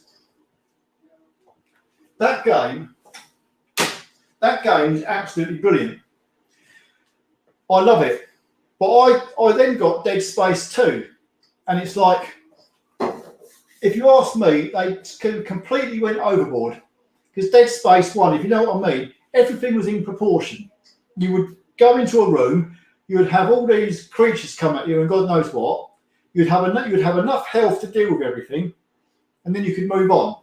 In Dead Space 2, you'd go into one room, kill thousands of these bloody things, then as soon as you go into the next room, there's more of them. And there was a certain creature in that game that it's like if you went down the tunnel and it was coming towards you and you ran back the other way, it would then be behind you as well. It was like that shouldn't happen. There was a creature in number 2 that you couldn't even kill, and it was like, what the frig? In number 1 you could kill everything. So it kind of pissed me off. I never finished Dead Space 2, so I gave up in the end. So anyway, I wouldn't get Dead Space 2 if you played number 1. I'd just call it a day at the end of number 1. James Foster, hi James. Hope you're well, watching from just up the A1 way. Well, hello up there. I tell you what, I'm getting flipping miles behind on this. Old glasses is all about G's, and G's turn to M's, turn to V's, turn corners into P's. Julian Heap, Manhunt on PC and PS2 was great. Pity Manhunt 2 was toned down. Yeah, I believe they blurred it all out. They blurred all the kills out. I don't know why. There was worse things out there than Manhunt. I thought it was great. I never did get Manhunt 2. But then again, if you played Manhunt number 1, it was probably good enough. You could play it again, couldn't you? So it's brilliant. Round car. How much for 6 chains? They're £100 a piece. Joe Hanvermeulen, is Uber taxi services popular in the UK? I've never used one. I guess they are like they are a very well-known name. I guess if you've got your mobile phone and you just want a quick taxi, I guess a lot of people just go and look for Uber. I've never used one myself, so I'm not really. I don't really know. Dan put in Freelander 2-litre diesel. What did I have in the other day? Yeah, they put the Peugeot PSA engine in bloody Land Rovers, Freelanders. I saw one the other day. I couldn't believe it.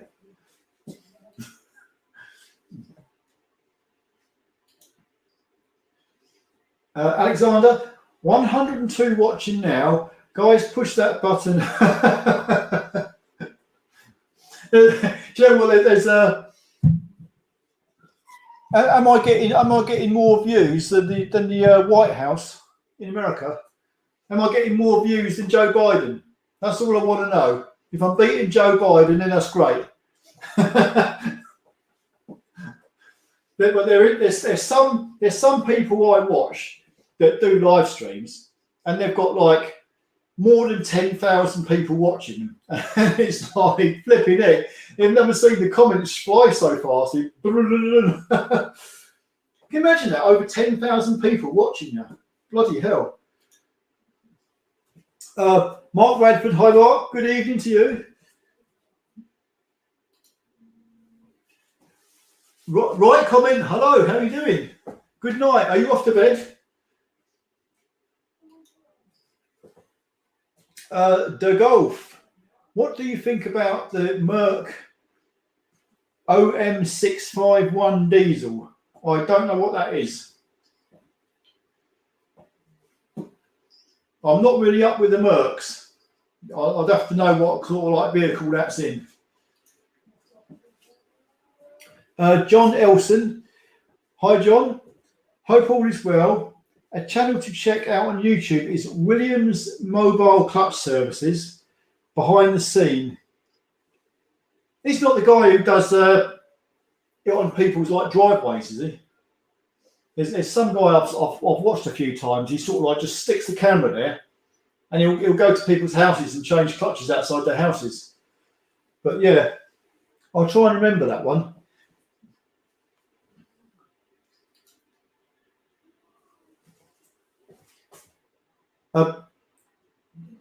Cabova Mike, is that a truck?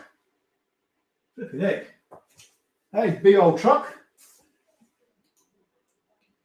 GTA, I am training for a mechanic and my dad purchased a Mark III Mondeo 2-litre Duratec HC gear and is approaching 80,000 miles. Wondering if you know what to expect when it gets to 80,000 miles. Well, if it's been looked after, it should be okay. There really shouldn't be much wrong at 80,000 miles, but it's how it's been used up to that 80,000 miles. Who's owned it? How it's been driven. Your best thing is to give it a good service, go over it properly, get an MOT on it, and hope for the best. But no, that kind of mileage, it should be sort of like fine.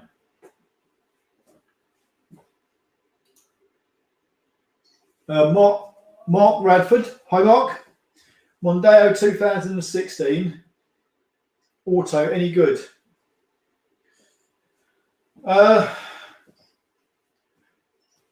We don't have any Mark V Mondeo autos, so I'd be the worst person in the world to give you any advice. All the cars we've got are manual, so I haven't heard any bad things about autos, but we haven't had any either, so the jury's kind of out of me on that one. Colin, thanks for the advice. Cheers. Steve Perry, 9:30. Well, I'm closing the gap. It's 9:44 here.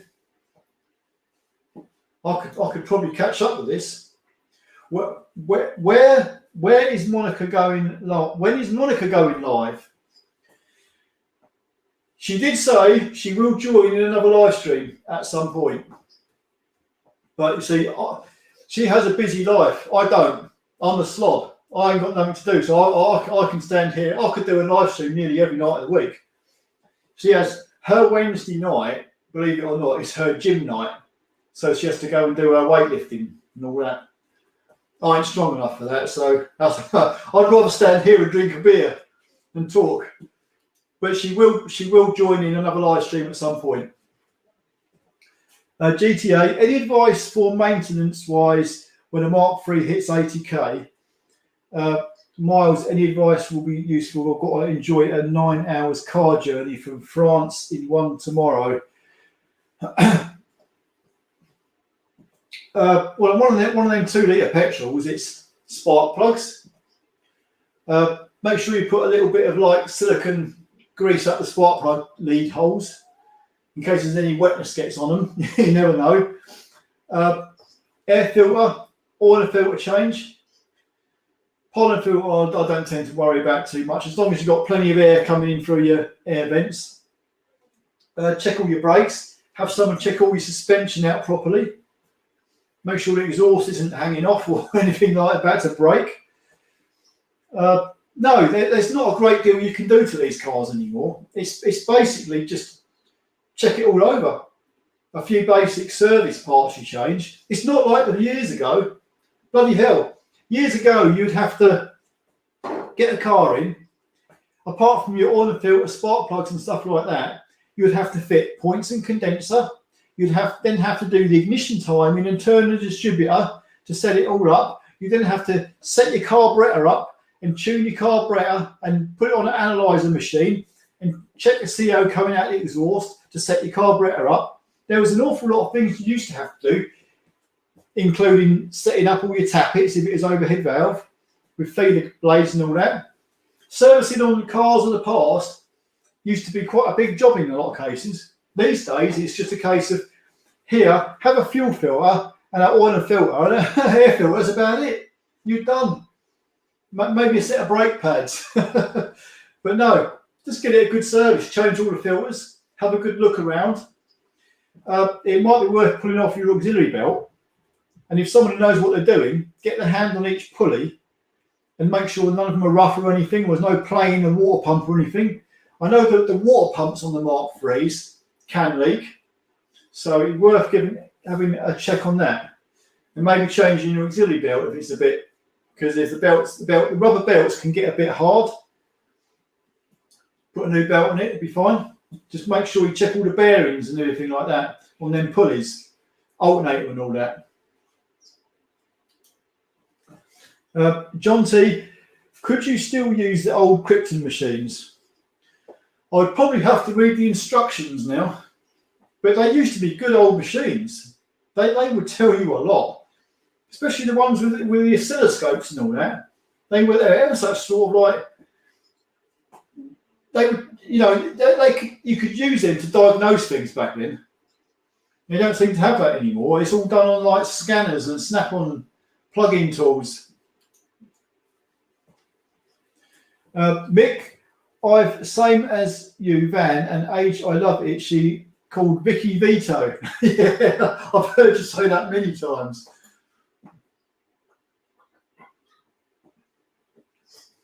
I just don't buy a new van because it'd be wasted on me. I only go to work and back. I can't justify spending money on a nice vehicle when I don't do nothing in it. If I was to sort of like had a lot of journeys to do, then I'd probably sort of like get a new van. Until that day comes, I'll just keep running that until it falls to pieces and I have to change it.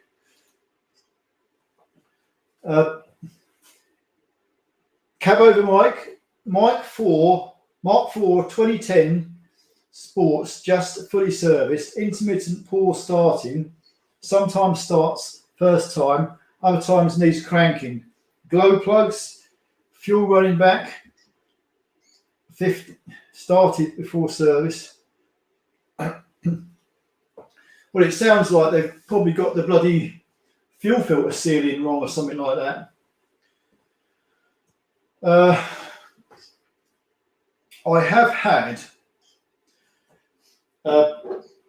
the leak off pipes from the injectors, where the seals, when the leak off pipes push into the injectors, the seals are haven't sealed properly, and they're sucking in air. And if you leave them overnight, if you leave the car overnight, it's hard to start in the morning. It cranks over umpteen times before it'll fire up. You have to change the leak off pipes. But if it's only just been serviced and it's causing problems, the number one thing I'll be looking at would be the fuel filter. There's something not right with the fuel filter. The seal's not sealed right or something like that. Or one of the pipes isn't. Yeah. I'll be looking at the fuel filter myself. That'd be your biggest thing to go for, yeah. I say, if it's only just been serviced and the problem's only started since you've had it serviced, then there can't be much. It's whatever they've done to it, I'd say. Right comment. Play Dark Souls. I've not actually heard of that one. I can't play it because unless someone else plays it, who is out gaming out there, I won't be playing it because I haven't gone on the PlayStation for bloody ages now. John Black, hi John. Thank you for the answer. I had a new Ford belt and a non-genuine belt as well as the adjusters. It was a snapped wet belt, 1.8 TDCi engine, new piston shells, etc. Bought stripped. Oh, I see. So, yeah. New Ford belt and a non-genuine belt. Yeah. Yeah, it's the trouble, isn't it? You're rebuilding something, you're getting all these parts for it. It's flipping heck, I tell you what.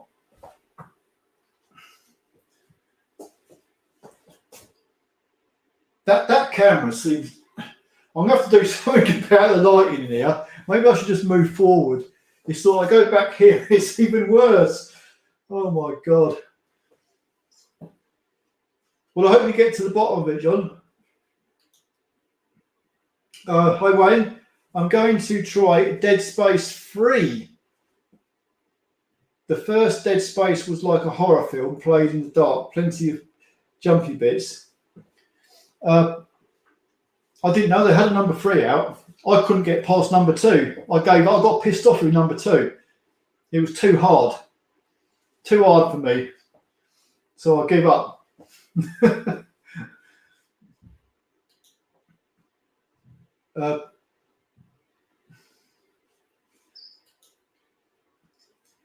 Cosy, do you watch Sky News Australia? They seem, yeah, I watch Sky News Australia. They seem to be like a really sort of like straightforward news outlet. I watch them all the time. Ian Woodcock, Ford Galaxy exhaust gas circulator. Can you help? No. You'd have to Google that code and see what other people are talking about. It depends exactly what the problem with the car is. Is he putting it into limp mode or something like that? But a lot of these codes, it's just like if I get these codes on any vehicle and I don't know what they are, some of them I know what they are, but other ones that I don't know, like this one, I would Google the code, I'd type in P0401 Ford Galaxy trouble code and see what comes up. See how many people are talking about it, and if you get enough people giving you the same answers, then there's a pretty good idea of what the problem is. But don't take the first thing that comes up as gospel. Grinder one, talking of games, I'm loving MS Fight Sim at the moment on PC. Come home from work, have something to eat, and then fly around the UK for a couple of hours, relax and stuff. I'll tell you what, if I go back, and I'm going back some time now, I'd get on that bloody PlayStation, and the next thing you'd know, it'd be like 2, 3 in the morning. You'd be like, shit, I better go to bed. I've got to get up the next day. It's amazing how fast time flies. John Elson, he's the guy changing clutches at people's houses, places of work. Yeah, I have seen him. It's like flipping heck. That's some blooming hard work, but he does it. Flipping heck. I don't know what he charges, but it ought to be quite a bit. Finn Hogan, hi Finn. Check out Salvage I do watch Salvage Rebuilds. They got a massive channel, haven't they? Yeah. I was watching their channel quite a bit when on the combo vans, because they've had quite a few of them, and they've had a lot of ejector problems with them. So I was quite interested to see what they were doing. Obviously, the van we had needed an engine. But yeah, I do watch them. They are very good. Ian Woodcock, hi Ian. Can you do EGR delete? It's on 170,000. What car is it on? There's some cars you can get away with it, but other cars I'm not sure. If it's a Mark 5, I don't know. I never tried. Because of the electrics on it, it's like I don't think it would work.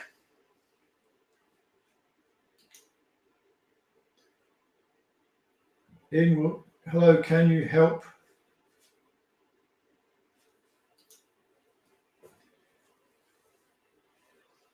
Yeah, Google it. Google the code. B230FT. What would cause ESP to kick in when definitely not losing grip on tyres? Happens when pulling off from standstill. 2010 Mondeo. You'd have to get it plugged into a diagnostic machine, go into the ABS ECU and see what the codes are. See if there's any codes there, because it could well point you in the right direction.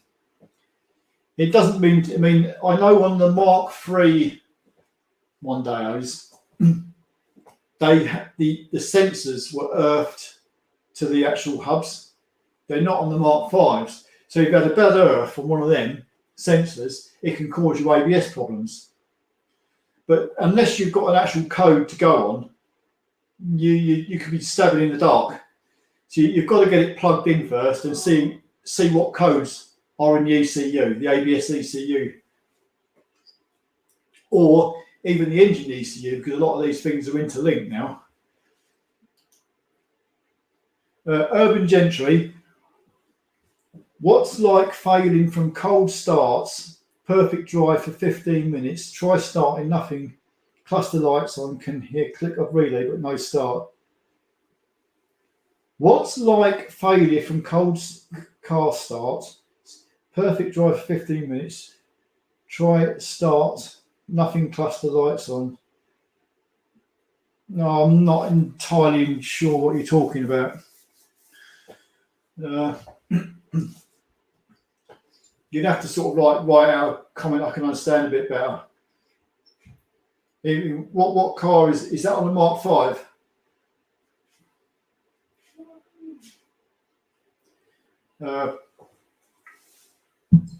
You see, you can even have, if that's a Mark 5, you can have a starter motor problem. Well, I actually put one out where the starter motor is where the actual there's a terminal that snaps, and they can cause like non-start issues or intermittent starting issues. Fingelsham, my Mark III Mondeo 2-litre petrol has a problem today. No charge on the battery with meter. Gauges all went to 0, as did the speedo rev counter. Is it the end of the alternator? Belt okay and no cable undone. No charge on the battery. So you put a voltmeter across your battery. It should be reading 14, like between 13.8 and 14.5 volt. If it's 12 volt or below, and you're revving it up, and there's no charge across your battery. Like if it stays at 12 volt, then the alternator's not charging, I'd say. You can even put your earth to the earth of the battery and put the live straight out the back of the alternator, the live at the back of the alternator, and see if the charge is coming out there. Check your earth leads, obviously, that go onto your engine and body. But there's a high chance the alternator's packed up, which means that the problem is when your alternator packs up, it's not putting any charge into your battery. So if you drive the car or keep it running, then as the voltage drops, everything stops working. Your wipers will get slower, your indicators get slower. All the gauges on your dash will start to pack up until everything dies. So that's the most probable thing, though, is the alternator stop working, or you've got wires, burnt wires in the back of the alternator, something like that. So I don't think they're actually too bad to change them on their Mark IIIs.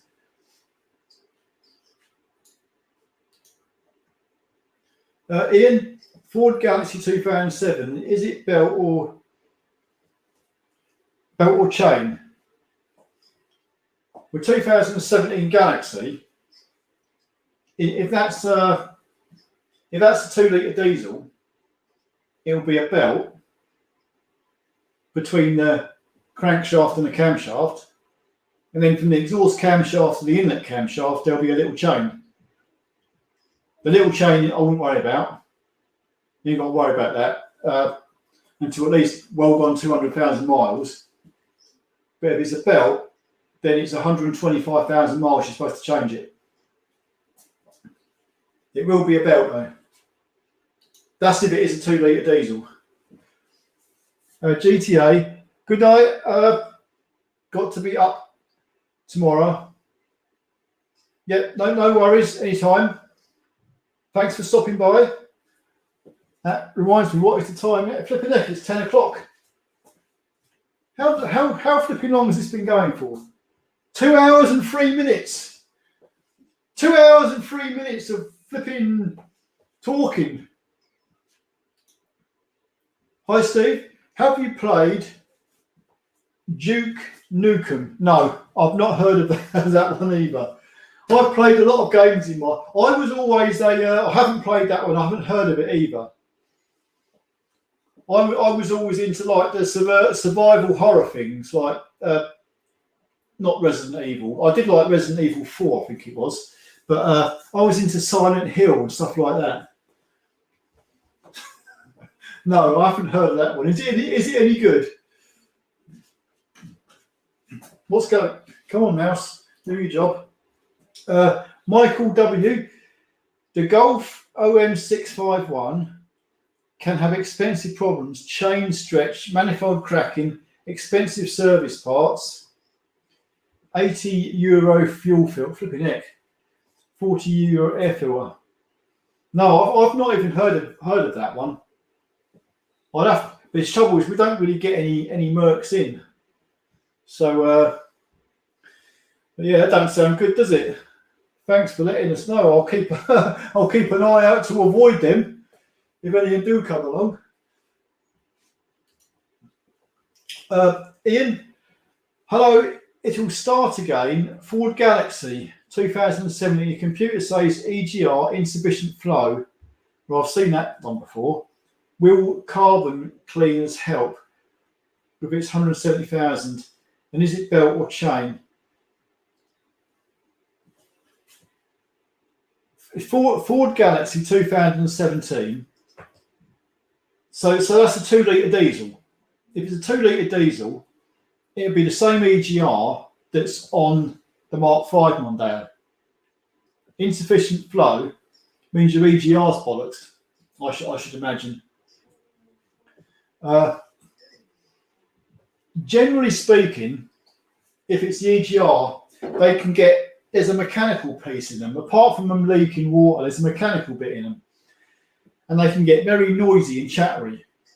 And it's like, you can, if you switch the ignition off and then switch it on, you can hear the EGR chattering. They do make a certain noise, but when they play up, they half make a racket. And it's just time to change the EGR. We've had to change loads of them. And I did say that earlier. If it's a 2 litre diesel, you've got a rubber cam belt. That's the only one you've really got to worry about until, I mean, they have got a little chain, but as long as it's had all the oil changes done properly, the chain should last till well over 200,000 miles. And they're a big job doing the chain, so hopefully you won't have to touch that. Michael, Golf, yeah, I've done that one.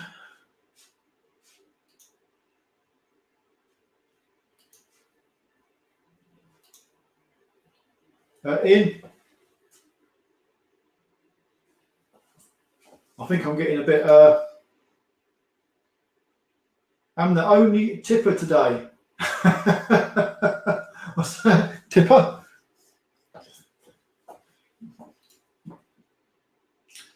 The Golf at Michael W.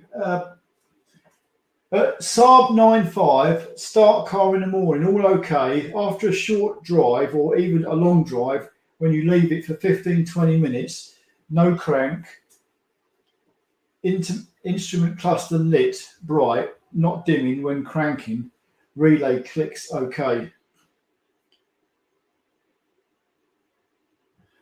No crank, so it doesn't turn over, but you hear a relay clicking.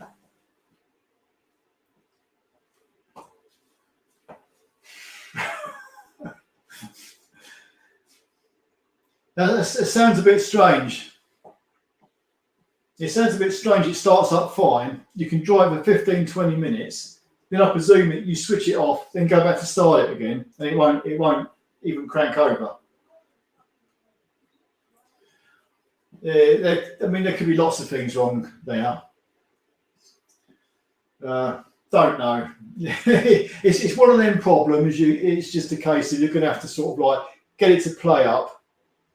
And then the first thing I would be doing would be when it's not cranking over, I would get my test light on the back of the start motor on the solenoid to see if when you turn the ignition key to the crank position, whether you've got a live going into the start motor on the solenoid side of things. Because if you have, then your starter motor's bollocks. That's what I'd say. It's one of them jobs you're going to have to get under the bonnet with a test light and literally check a few things out first.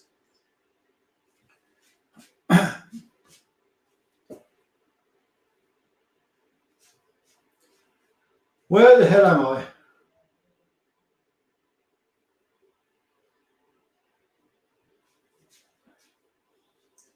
I think I'm getting a bit lost here. B230FD, thanks for the thoughts. Have a nice Wednesday. You too. Have a lovely evening. Alexander, just try clean lens on your webcam. My son, I think that's a bit more than dust. That's it's not handling the lighting situation in the room. That's why it's all like, look at that. It's too bright.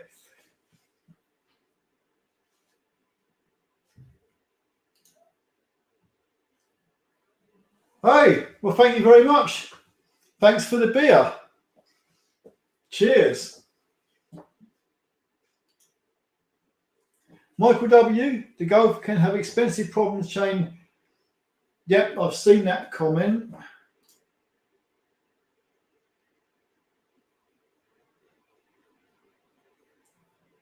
And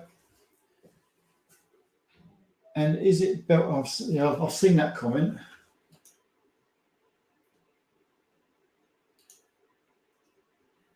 Flipping heck, have I sort of like gone right back on myself? This is a new one. Scouse audits. Hello, people. I have this in my W212 CDI. Not that bad.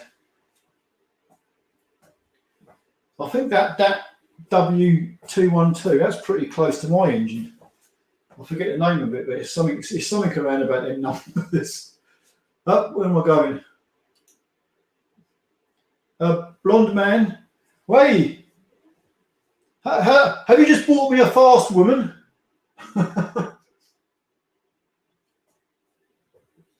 Thank you very much. I shall keep the beers coming. Scouse Audits, Duke Nukem is a classic. Duke Nukem. I've not heard of it, you know.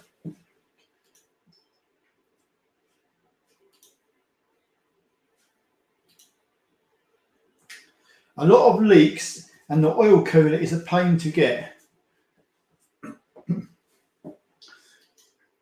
Yeah, I bloody hate oil coolers.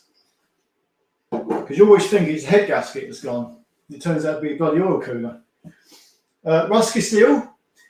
I'm Counter-Strike man myself. Counter-Strike man.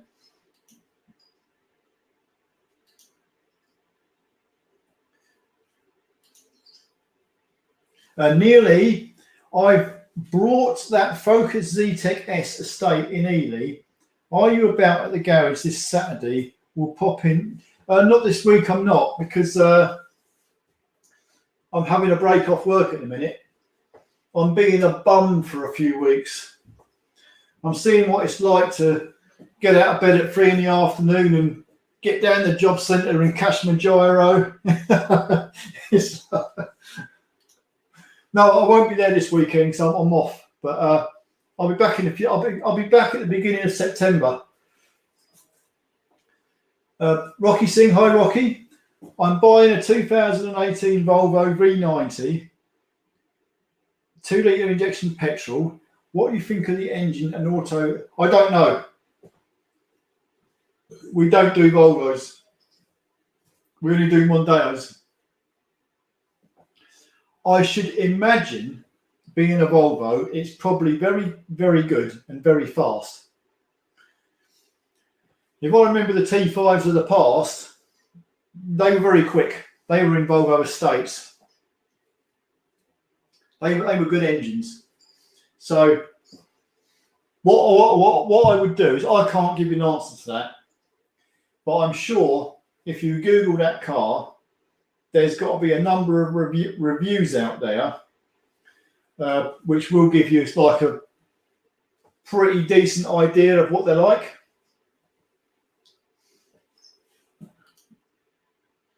Raymart Bellamide, is Ford Focus 2-litre Mark II 2008 model same with Mark III Mondeo and Mark IV parts?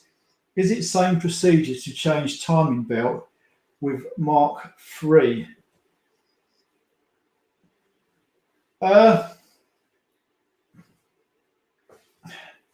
shouldn't think they are quite the same. There may well be some parts on them that interchange engine-wise. But the Mark IIIs, the petrol engines, they have a chain, they don't have a belt. So, whereas it all depends what engine's in it. I know some of these Focuses have 1.6 engines and they've got a belt on them. So I don't know. I wouldn't say the parts are the same. You'd be lucky if they are. But there again, if you want to get parts cheap, you can get them off eBay. I'm sure they pretty much sell everything. I would go for if you want the right parts, I'd find the right car to get the parts off. I know what you're trying to say, but they may have similar parts, and some of them may have parts that are the same, but a lot of parts will be different.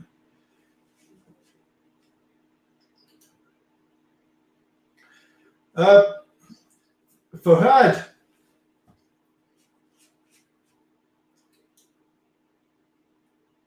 how could I fit Bluetooth on my 2008 Mondeo 2-litre TDCi? It's not something we've done. If you Google it, or even ask your Ford there, I'm sure there's a kit. Even if you go on Amazon and type in Bluetooth for Mark IV Mondeo, they're probably still in a kit. And it'll probably come in the instructions. YW, look forward to next Wednesday. Thank you very much, Blomé, for stopping by. Neil Lee, I've brought the Focus Z-Tech S from Ely that I sent you the link the other week. I collected this Saturday. Are you in the... No, I'm not here till the end of the month. So it's going to be like the beginning of September before I'm back at work. If you hate all oil coolers, then the fun and games with the V cooler in the Vauxhall 2.5 3-litre V6 has to be seen to be. I can only imagine. I have seen some cars with some parts on them that are like, what the frig is going on? It's like, yeah, I know. Some things are in unbelievable places and you think, what the fuck? Yeah. It's a TDCi.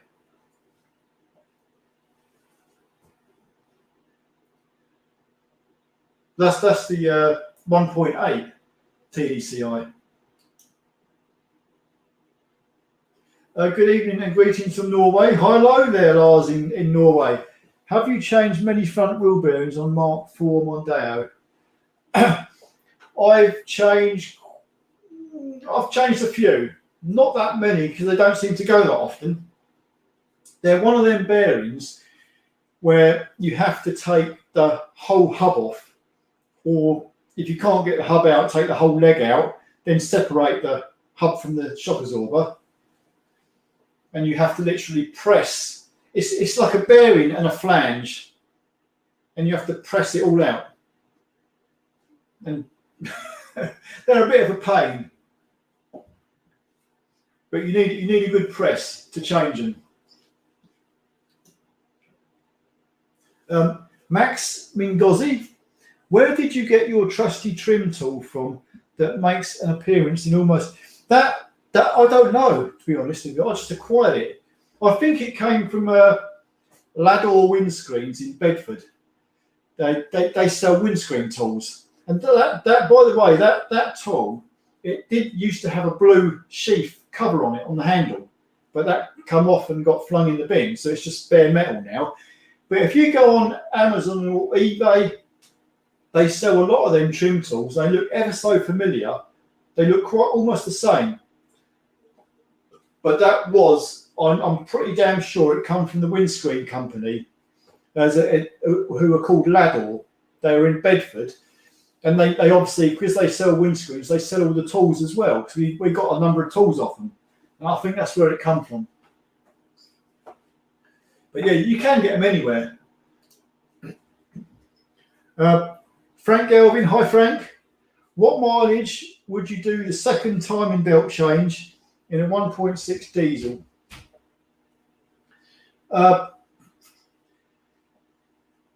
Then I've done one of them belts.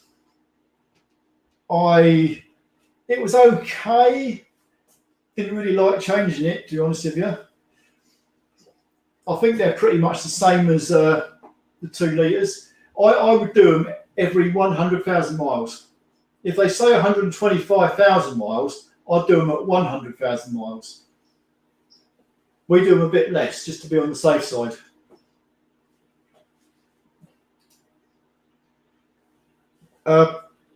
Finkelsham 2-litre Duratec has a chain.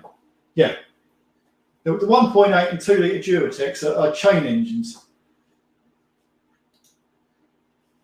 Rusky Steel. Flipping heck, Alan, you almost caught up with the chat. Come on, guys, let's bombard. I have as well. Oh my God, look. There's only one comment left. This is it. This is the finish line. Da-da-da-da! Max Mingozzi. I'm kind of surprised the firm doesn't seem to have any Galaxies. Other taxi firms seem to love them. Don't know why. I'd say in the past, used to have estate cars and stuff like that. Now we've always got these hatchbacks. But we do have the Transits. So I guess that takes the place of any Galaxy. And plus, I think a lot of it is the Galaxies. I think what the biggest thing is, some of these Transits, one of these Transits we've got, have got the wheelchair access. And I think that might be a bit tricky in a Galaxy. That's why I got the Transits. And the Transits, by the way, they're not cheap. They're like, what, 25 grand a piece or more?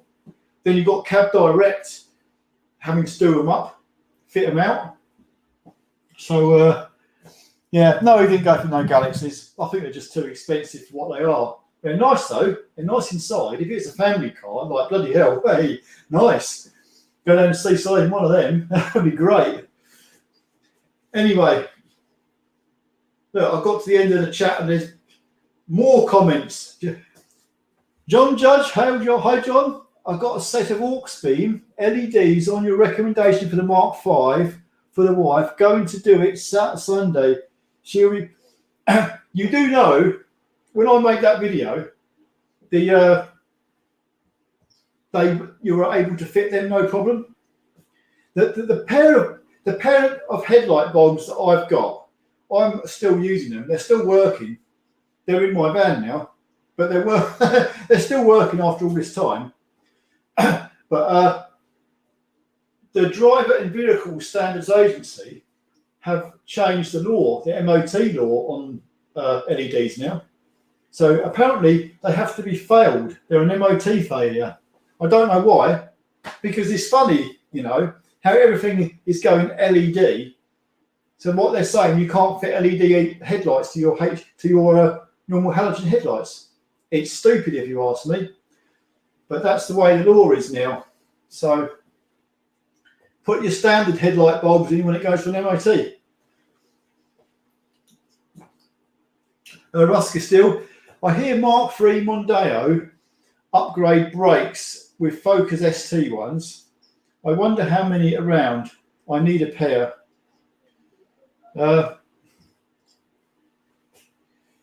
Yeah, because from what I've heard, the Mark III brakes, especially front brakes on the ST220 and that were terrible. So if you get the the Focus ones, I guess if you go online to the Ford forums and that, people that are talking about it, they'll point you exactly which ones you need. Because I did fit some from I think it was Dan when he had his blue Focus with me, and we fitted the ST Focus front brakes, and they were much better. But the standard brakes are rubbish. I know. I've heard a lot about them. CPU UK. Hello. Parking sensors on the Mark IV prone to failure. Probably yes. And if it's not the parking sensors, it'll be the control unit, which is buried in the back somewhere. Yeah, there's a trouble with parking sensors. They're nothing but trouble. Great when they're working. Dan, this live chat was mint, Alan. Love your content, but thank you very much. As long as I can keep talking. If I was pissed, it would probably be a lot better because I'd be more stupid. but I'm quite sane at the minute. So I'm going to have a drunken live stream one of these days. Milky Ways aren't as fattening. Milky Ways. Ross Castile, well done, you're getting the hang of this now. Yeah, it does take a bit of practice. That's what I keep saying. You've got to keep doing these things to get better at them. It doesn't come overnight. As my boss would say, if it were easy, everybody would be doing it. So, Cozzy, that lead law does not apply yet in Ireland. Well, that's good. Don't hold your breath, though. Mark, yeah, they're not seeing the light. Rusky still, with Monica, I thought you got distracted a bit and it ran slower and more guys on chat too. I did point out the other day to Monica that the one where her live chat, she's in the live chat, there's double the viewers. I did say Monica, I wonder why. You better get back in the next live chat. So she said, I will at some point. Rocky Singh, LED are too bright, that's why they're a fail. I'm not MOT tester and I do get some come in and when we have to change them to the right bulb. Yeah, that's the trouble. There's always an argument for and against these things, but I've heard a lot of people say that they dozen people. The aux beams ones I had, I don't know. They were pretty bright, but the beam pattern was right, if you know what I mean. So on the face of things, they did look like they weren't going to be a problem, but I obviously didn't have a car with them headlights coming towards me, so I can't really comment on that. Cheers, CPU. Cheers, John. Rusky still, bumpers are for bumping. Who needs parking sensors? Do you know what? I don't even think they are bumpers anymore. They're just like trim finishers. The actual crash bar behind the bumper, that always gets missed. Well, it does at our place. Steve, flakes are not as crumbly as they used to be.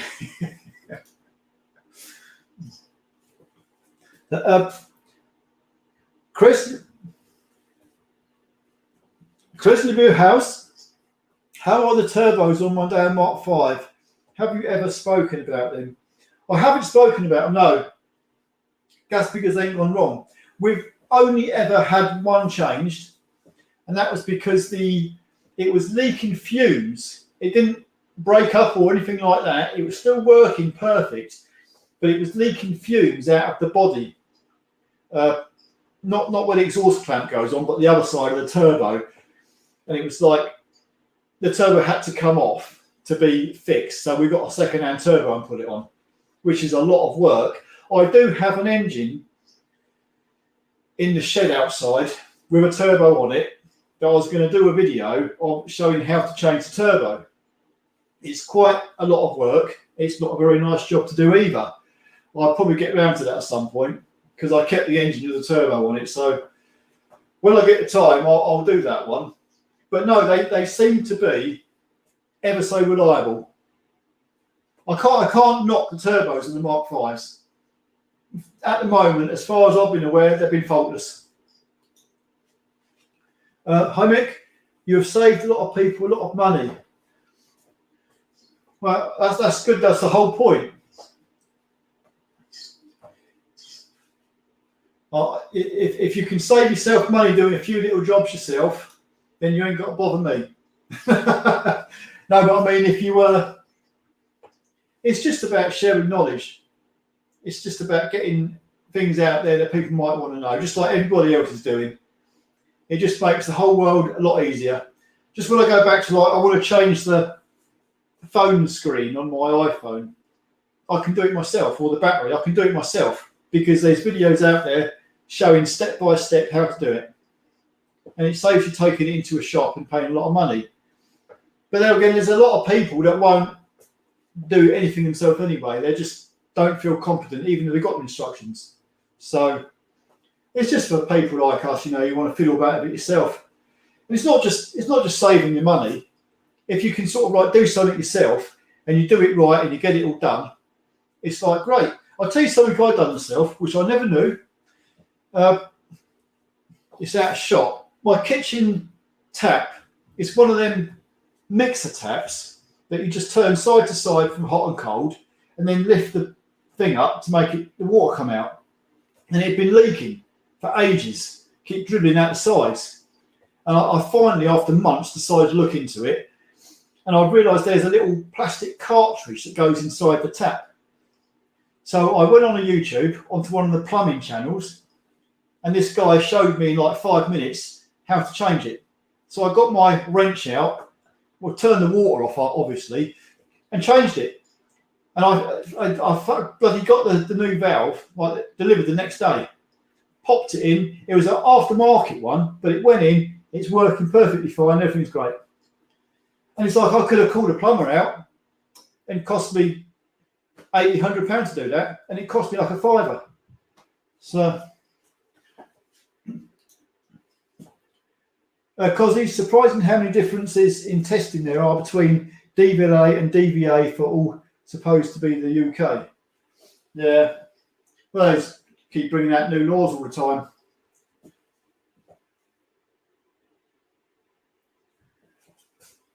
What's that on there? Thanks for your help. I see your video with snapped chain because the tension broke and got worried. Snapped chain. Is that the Mark 5? Snapped chain. I had a snapped chain on a Mark 5. Yeah. It's pretty bad, but if a chain does snap on one of them, it will only break the rockers. So it's still an expensive job and a lot of work, but at least you've got to take the cylinder head off, which should be a lot more work. Aren't the blue HIDs now an MOT failure? Well, I don't know if they're factory fitted from the manufacturer. They're probably okay, but if they're aftermarket ones, there'll be a failure. You're not allowed to fit the aftermarket kits.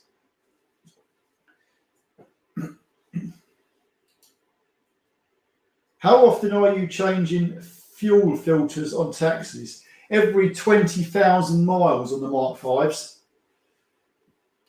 I've had one block up at 15,000.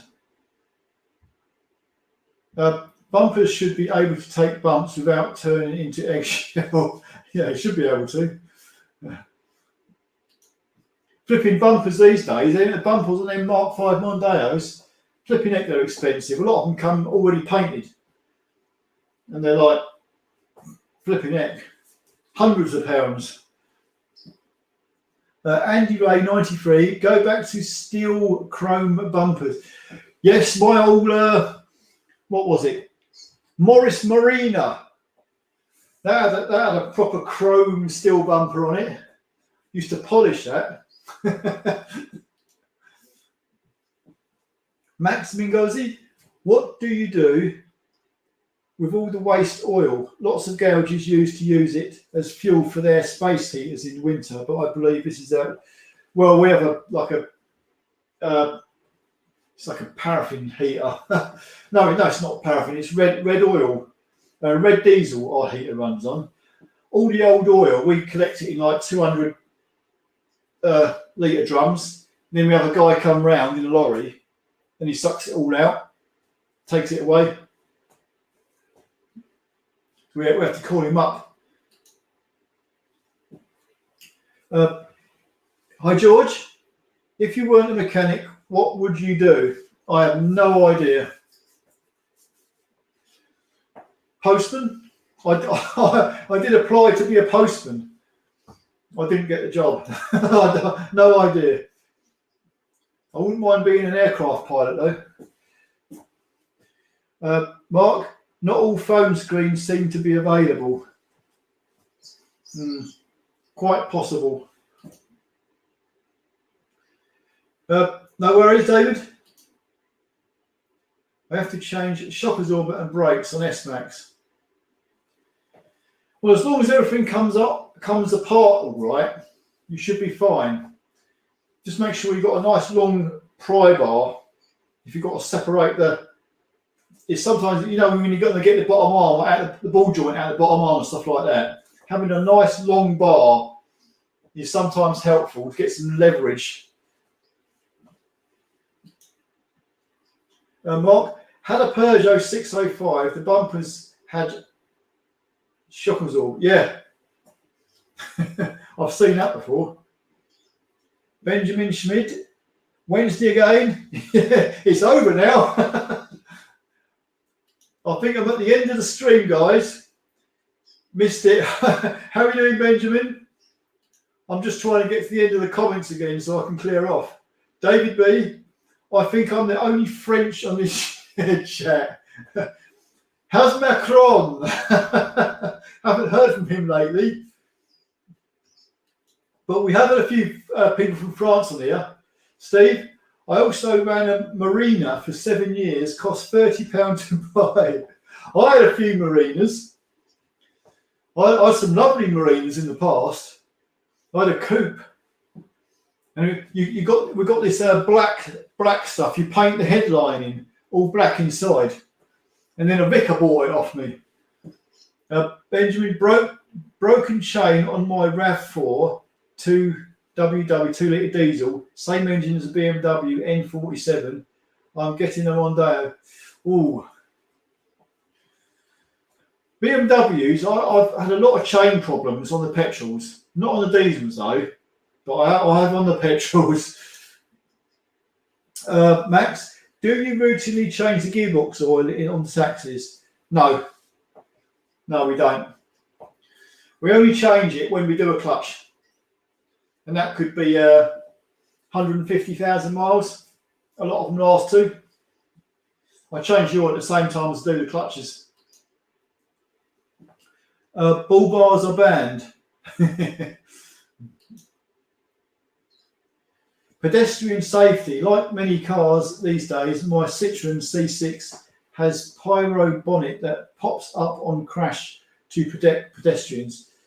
That the total the car cost replacement bonnet thing too expensive.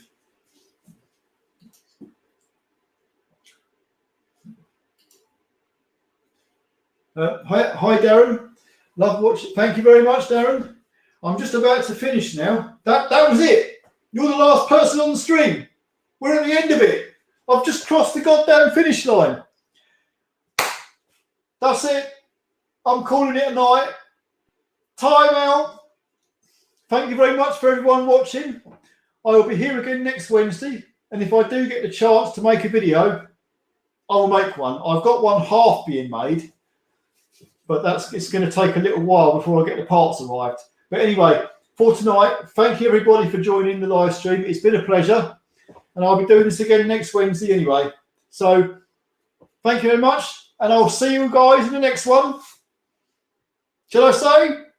Adios. Now I've got to end the live stream. I've got to press the big red button. So good night, everybody. Thank you very much.